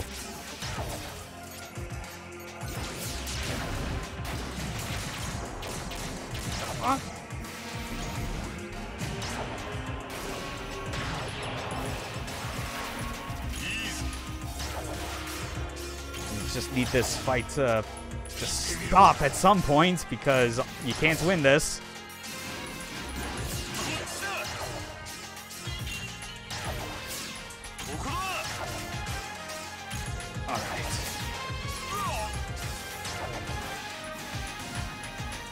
Yeah, just please leave me alone for a minute, Nomen. I want to get to the cool battleship raid, please.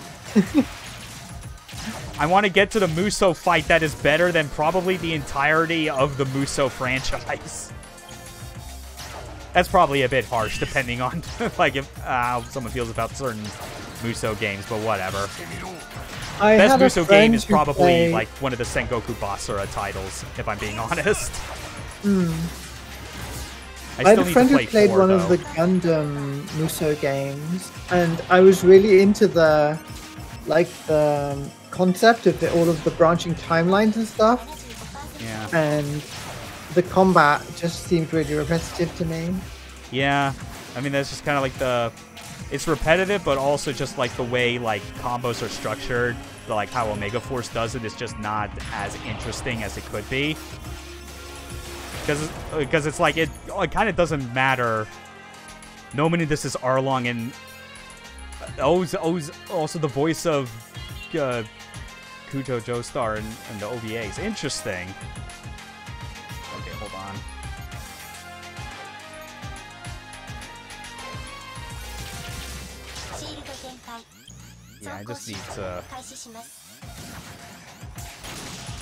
Yeah, I just need to heal right now. Because I don't want to realize that I didn't deal enough insignificant damage that I die and I have to do this fight all over again. Come on. Yeah, this is... The healing also is a thing that really takes you out of the rhythm of combat. Like if they made something that is a instant use heal that uses up a lot of sub weapon, that'd be more.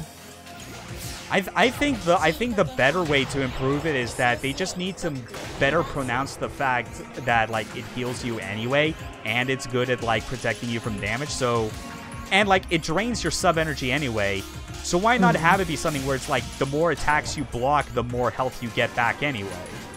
Right. Yeah. But have it obviously drain more of your sub energy proportionally.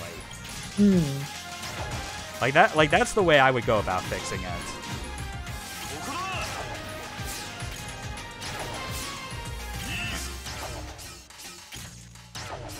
On.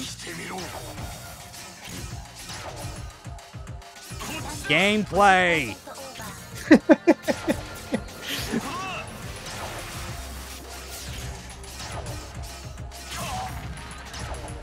Okay, finally. There you go. Yeah, let's get the fuck out of here. Let's start getting to the point where, like, the game actually gets good. At least we showed what the game is like beforehand, so now you have, like, the proper, like, context. Because, boy, like, if someone else, someone who is, say, less impartial to this game, wanted to show how good it is, they would have just started right at this section right here. Oh, yeah. Wooly. Anyone that watched Super Best Friends back when, like, that channel was active probably knows what I'm talking about. I've never seen it. I've only heard the name. Yeah. I mean, like, they actually, like, they had, like, a 2-week feature on their channel back in 2015, I remember, called Mecha Week. You know, like, the first one was just for, like, focus on real robot stuff, and the other was kind of focused more on, like, super robot-inspired stuff, which is, like, I definitely, like, respect the effort, you know? I can get behind that. But obviously, but like the Zone of the Enders 2 episode they did was just the most, we are sucking its dick as hard as we can, like vacuum strength. and that was already at around the time when I was starting to clue it. Wait a minute, this game actually has some problems. But of course they didn't show what any of like the real problems were because they just started on this battleship raid and then just kind of went to the end of the game. Like yeah, good job guys. Yeah, whatever. I mean, that channel's defunct now, and those guys have gone on to do other things. It's not like there's any reason to hold it against them.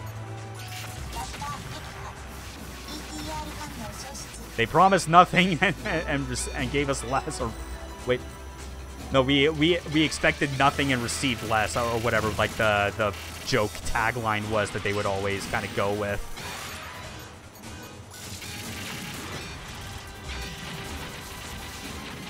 This is just like non-stop like action at this point in a scenario that I always find is like a really cool like place to kind of like set up a combat setting or set piece in a video game. Like, I don't know what it is about just like taking on and dismantling an entire fleet of ships, you know, like sea, space, air, what have you. Like, it always just feels like so satisfying, just you being like this kind of like this one small individual against like a bunch of war machines and just take them all down one by one. Like Otogi 2 on the Xbox actually has a level that's like kind of a similar deal with like a bunch of airships. And that mission is also like pretty fun as well.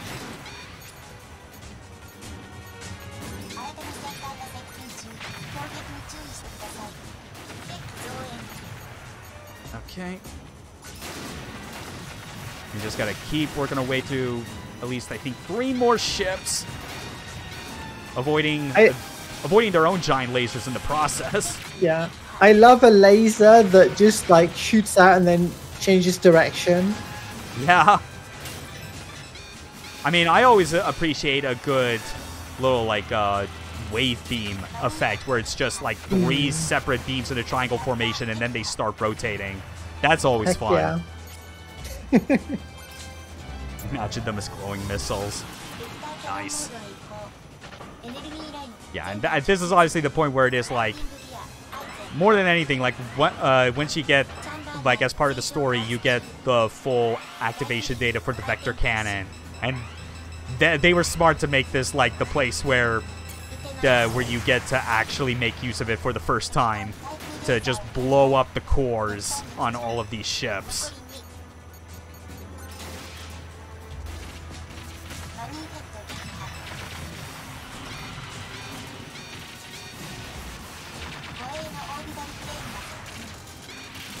I think the first time I played this, I was a bit confused as to what I was meant to do. Like, somehow I took a while to understand I was supposed to use the vector cannon. Yeah. On the core, but once I figured it out, it went a lot more smoothly. Oh yeah, that's right. Some of these start to get more of a defense mechanism going, where now like the back portion that has the core will occasionally shut. Kind of have to pull that shit up. Assuming it will. You gotta open up again for something, buddy? God damn it. Do you have to hit some stuff on the other side, or is it just based on time? No, it's just I just had to wait it out.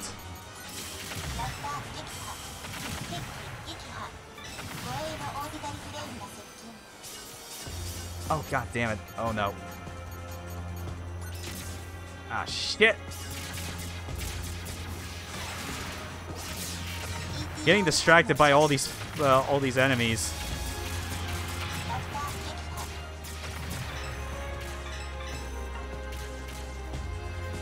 That's it though. I mean, I initially gave like some props to this game with like how it handles like its lock on because of the target switching, but it's still also kind of annoying when it's like the game does have the propensity to want to auto target you to something even if you don't necessarily want it to do that. So you kind of have to then go through the process of not just tapping a button, you have to hold L2 in order to turn it off. So that's the especially annoying part about it.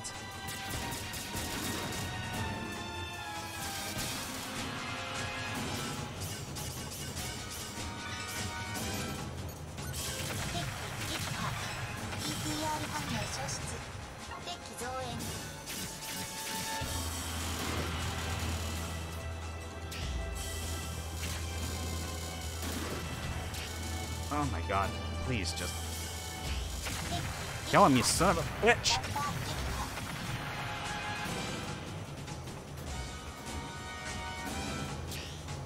Yeah, this is real annoying for whatever reason. Is it literally like just keeping itself close because it knows I'm behind there?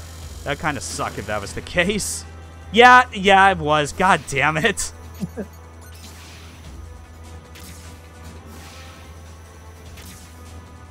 Oh my god, it's here. Do you have to destroy the thing at the front first? If that is the case, and I never realized that actually was the reason, that's kind of dumb, I guess.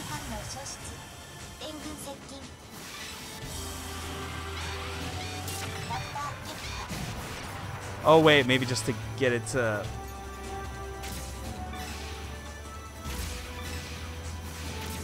Why is it? Oh my god, this is...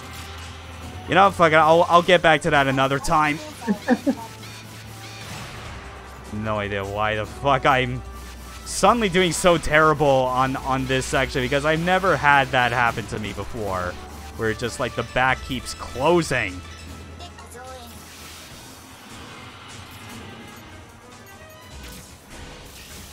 No, and it's doing it here as well.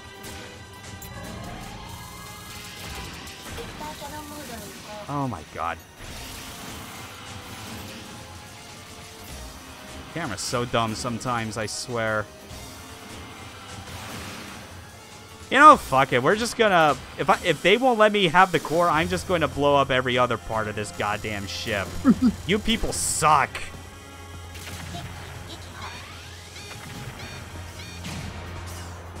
Ow.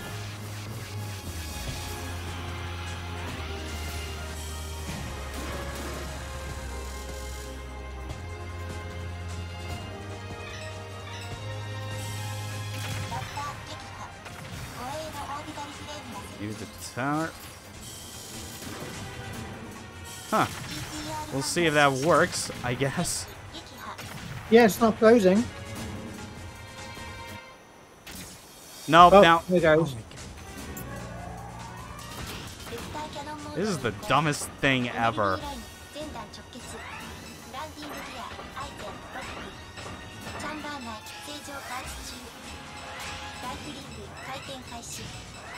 If this doesn't penetrate, I don't know what will.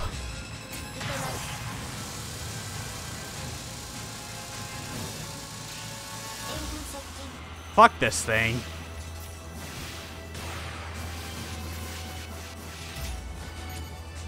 Come on.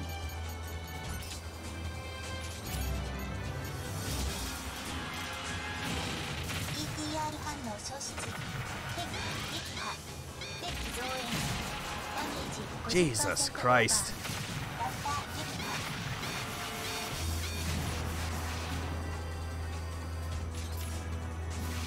I'm trying to think, like, do you have to time it so that it's just opening, or do you have to not get that close to it? Or... I don't know what it is, because I felt like it definitely started to close a bit more. This is fucking stupid.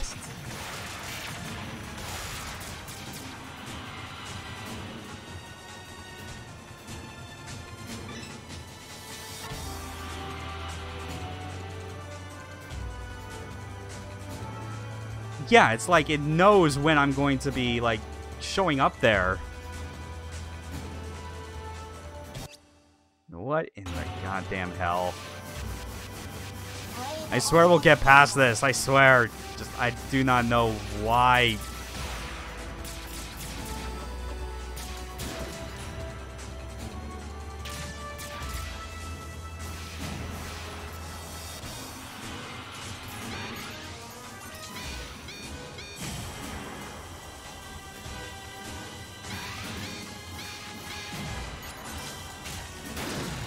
Okay, fine.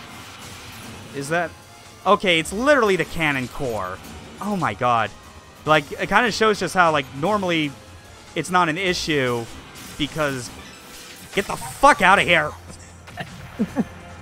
Yeah, like, normally it's not an issue because, like, I'm already blowing up so much of this shit in front of me that it doesn't become, like, a real problem. Mm. Oh my god, that was embarrassing.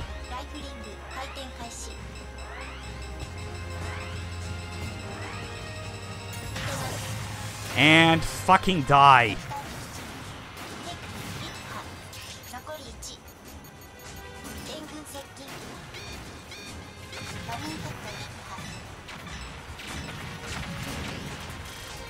Now you know. Yep. Oh my god. What a pain in the ass. There. I actually didn't notice that the front is like opening and closing side to side as well. Yeah. Yeah, I just somehow lucked into never having that happen in all the times I played this. Oh well. What can you do? I'll blame it on the game since I already have a vendetta against this one anyway.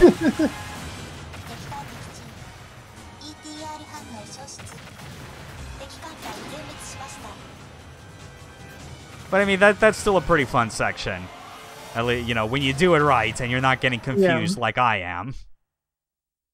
Things also just go wrong on stream that would never go wrong off stream somehow. Yeah. Now here's Zakat, which technically counts as an orbital frame, despite being clearly bigger and different in like its form factor.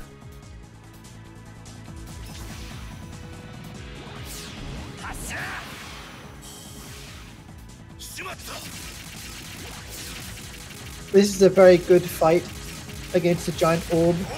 Yeah. Also a really good battle theme.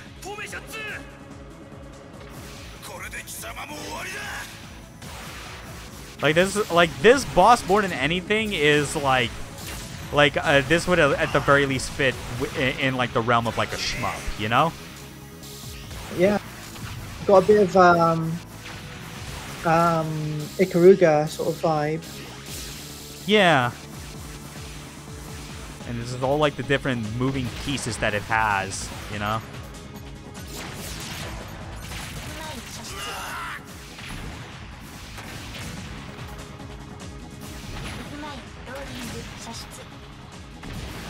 Oh, he's down to the magic pixel.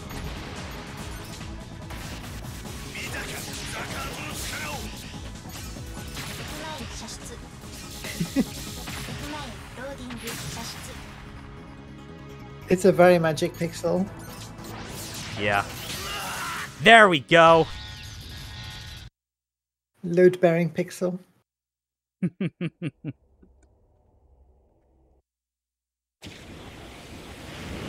Well, that awesome section is done. Now let's have, like, a giant, large-scale, like, ground war.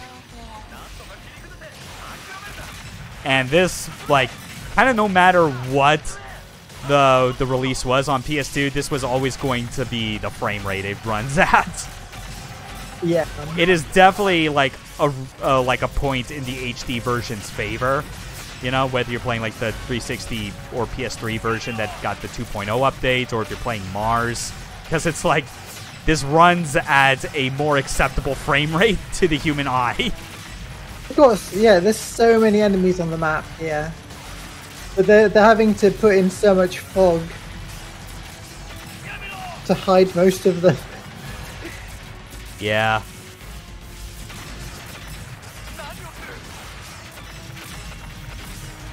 Oh yeah, and even Leo in the Big Viper is also fighting alongside us for this one.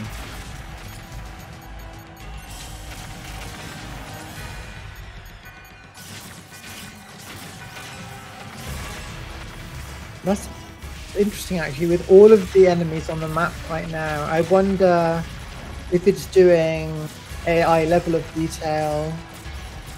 I mean, the draw distance is so low that I'm pretty sure like that it's like they don't really need to bother with LODs. I think it is just a matter of like maybe the model themselves, maybe they're not on screen, but just trying to keep track of like their position and current state on the map is taking a lot of CPU power to manage. Because it can be very easy to forget sometimes that when a game is optimized, it's not typically because of like graphics being pushed harder than it normally is. Sometimes it's also the result of the game is trying to make the CPU do calculations that it is not equipped to handle at a fast enough speed.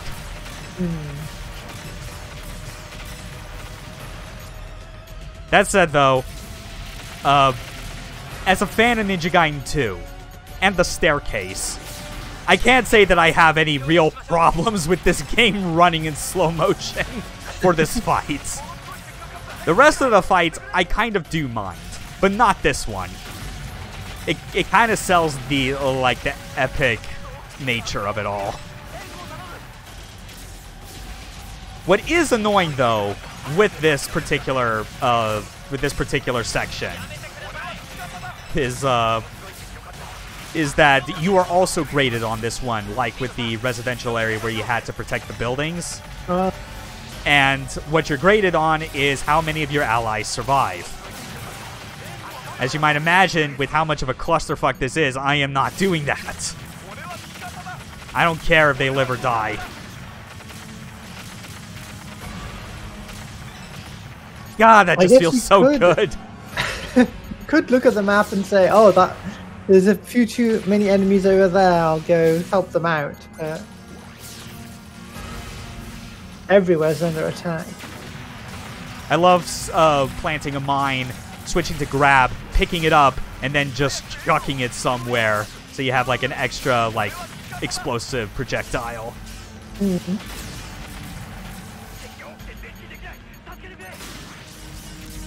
Oh yeah, haven't really shown off this one a whole lot. Like this is like the first sub-weapon you actually get called Geyser, where like I it's never essentially really figured that one out. Yeah, it's like a little like basically like a stun field. And again, it's like it's a cool thing with how the pressure sensitivity works when you press the button is that if you hold it, you throw it out much farther, but it's like a more narrow field of stun. Whereas if you just tap it, you know, it doesn't go far, but it's shallow and covers a lot more ground. Like, I really do, like,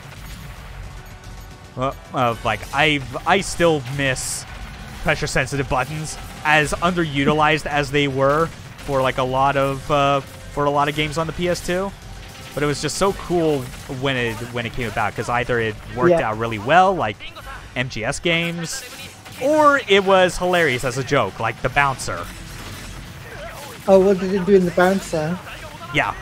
Yeah, God forbid you play the bouncer without pressure-sensitive buttons.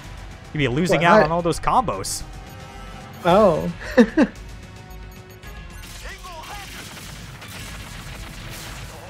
The Bouncer, also a game with some hard, like, early 2000s anime OVA energy. It's pretty great. Game's... Oh, yeah, that game's fucking hilarious.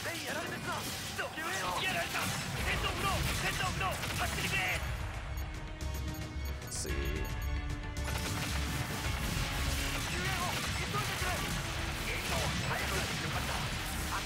Seriously, though, it's like I've always kind of, like, imagined, like, going back to what I talked about, where I wished back in the day, like, From Software could have been the ones that Kojima could go to get a new Zone of the Enders made, because I can just see a version of this game working where it has, like, where it's basically just a modified version of the gameplay they got from Another Century's episode. So you have the better boosting, but you also have the better means of just utilizing all of your sub-weapons.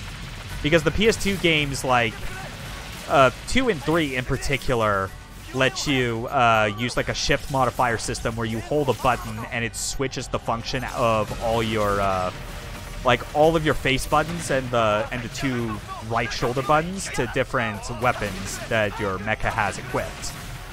So I'm just thinking it's like having something like that, having 2 shift modifier buttons just to have instant access to replace all face buttons, R1 and R2, with like all 12 of these different sub-weapons would be pretty good. Definitely. Switching between them way faster. Yeah, because you wouldn't have to worry about like pausing the game to see which weapon you want to pick out. That, and also even maybe do stuff like use the D-pad for some things, like to switch like the kind of firing strength or modifier on top of those sub-weapons. Oh. You know, because controllers these days just don't have the pressure sensitivity to support that naturally. But I also do find that there's good use to be had with like the different sort of like strengths and power to your sub-weapons depending on how hard you hold the button. There's a game based on Gundam Unicorn for PS3 that is also made by From Software. It's basically kind of doing what I'm talking about, where it just takes the framework of Another Century's episode, but like specializes it more to one specific series, in this case Gundam. And it has the sort of thing where you got all these different sub-weapons that you access by holding a shift modifier. But then on top of that, you can like tap a direction on the D-pad and it will swap between like 2 power modes for each of those sub-weapons. Right. So you get like a lot of functionality out of just one mobile suit in that game. It's pretty great. I don't even care about Gundam Unicorn in particular. I just think that game's really neat to play. Oh yeah, and you can see the incoming wave of enemies from the top of the map. that was always like a fun moment, like after you've gone through like several minutes of this fight. It's like, okay, clearly we're near the end, and oh fuck. We're already coming up on 9, and unfortunately I may have to run off. This could definitely be like the last like section of the game that we show off. For sure. I mean, like, it's not going to be like the whole game naturally, because we kind of screwed up on certain certain encounters because I was an idiot. But yeah, Zone of the Enders 2 really could be a much stronger game. I can't deny that I still get like some pleasure out of like the moments that are, you know, pretty fun and enjoyable in their own right.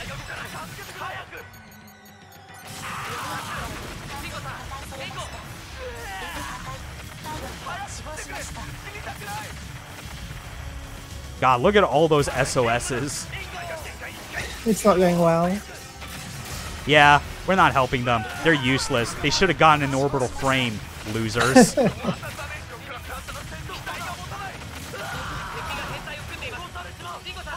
Now, if only there was an additional halberd beam that was shooting directly behind me as I'm doing this.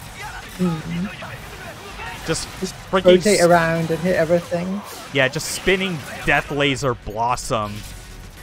He's so good.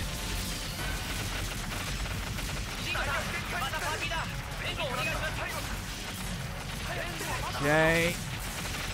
And you can even just see still, like, the moments that happen where the, like, the frame rate does finally normalize for a brief moment, and then it gets back down into, like, the low 10s.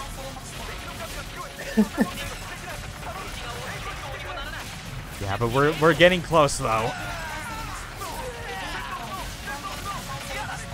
I at least am curious what this game is going to score me on with, like, this fight, considering how little regard I have for my teammates.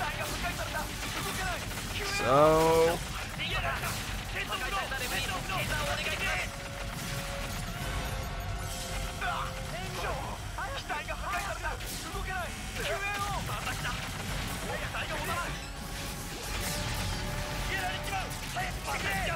Alright. Just the stragglers left. Finally, normal frame rate for a brief while.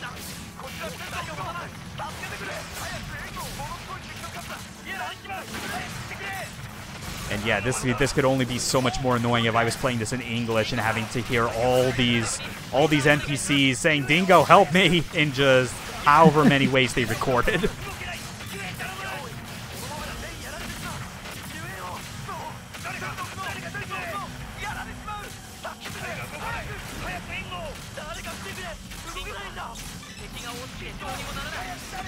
Okay, go.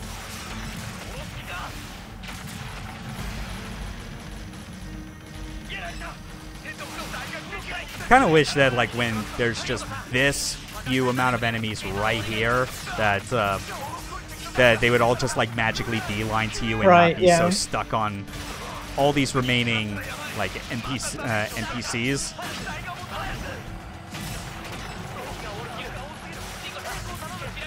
Okay.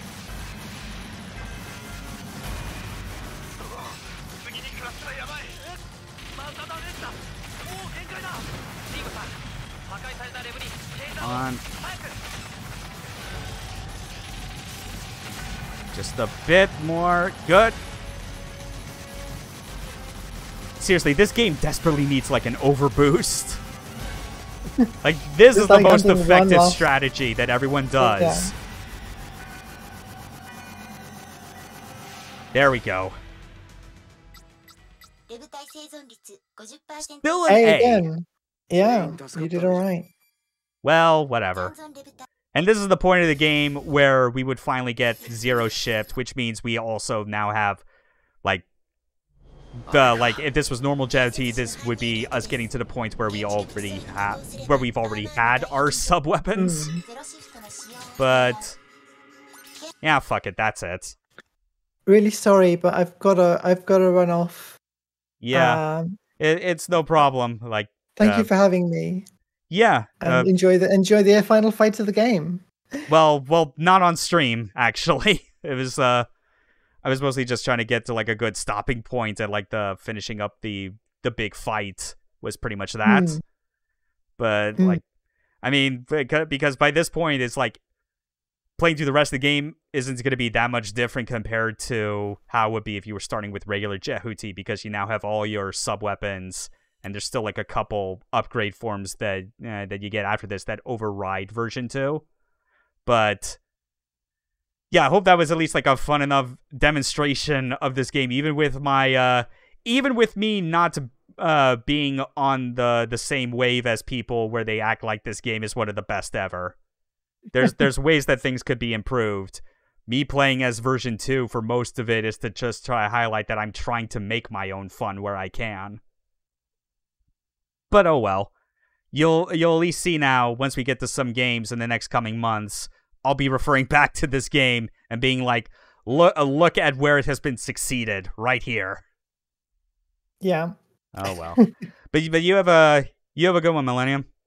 Thank you, again and thanks for being having on. me as always.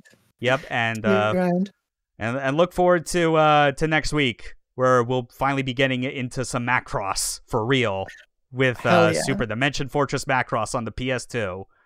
I need to check in with Neff to make sure if she's on board with that, since that's still kind of an open slot. But look forward to that. I probably don't have any other solo stream plans in the meanwhile except finishing System Shock 1. Then I'll probably just be trying to take it easy doing other stuff, probably watching Jay Decker or something. All right. Have a good one. Take care. Bye-bye. Game over.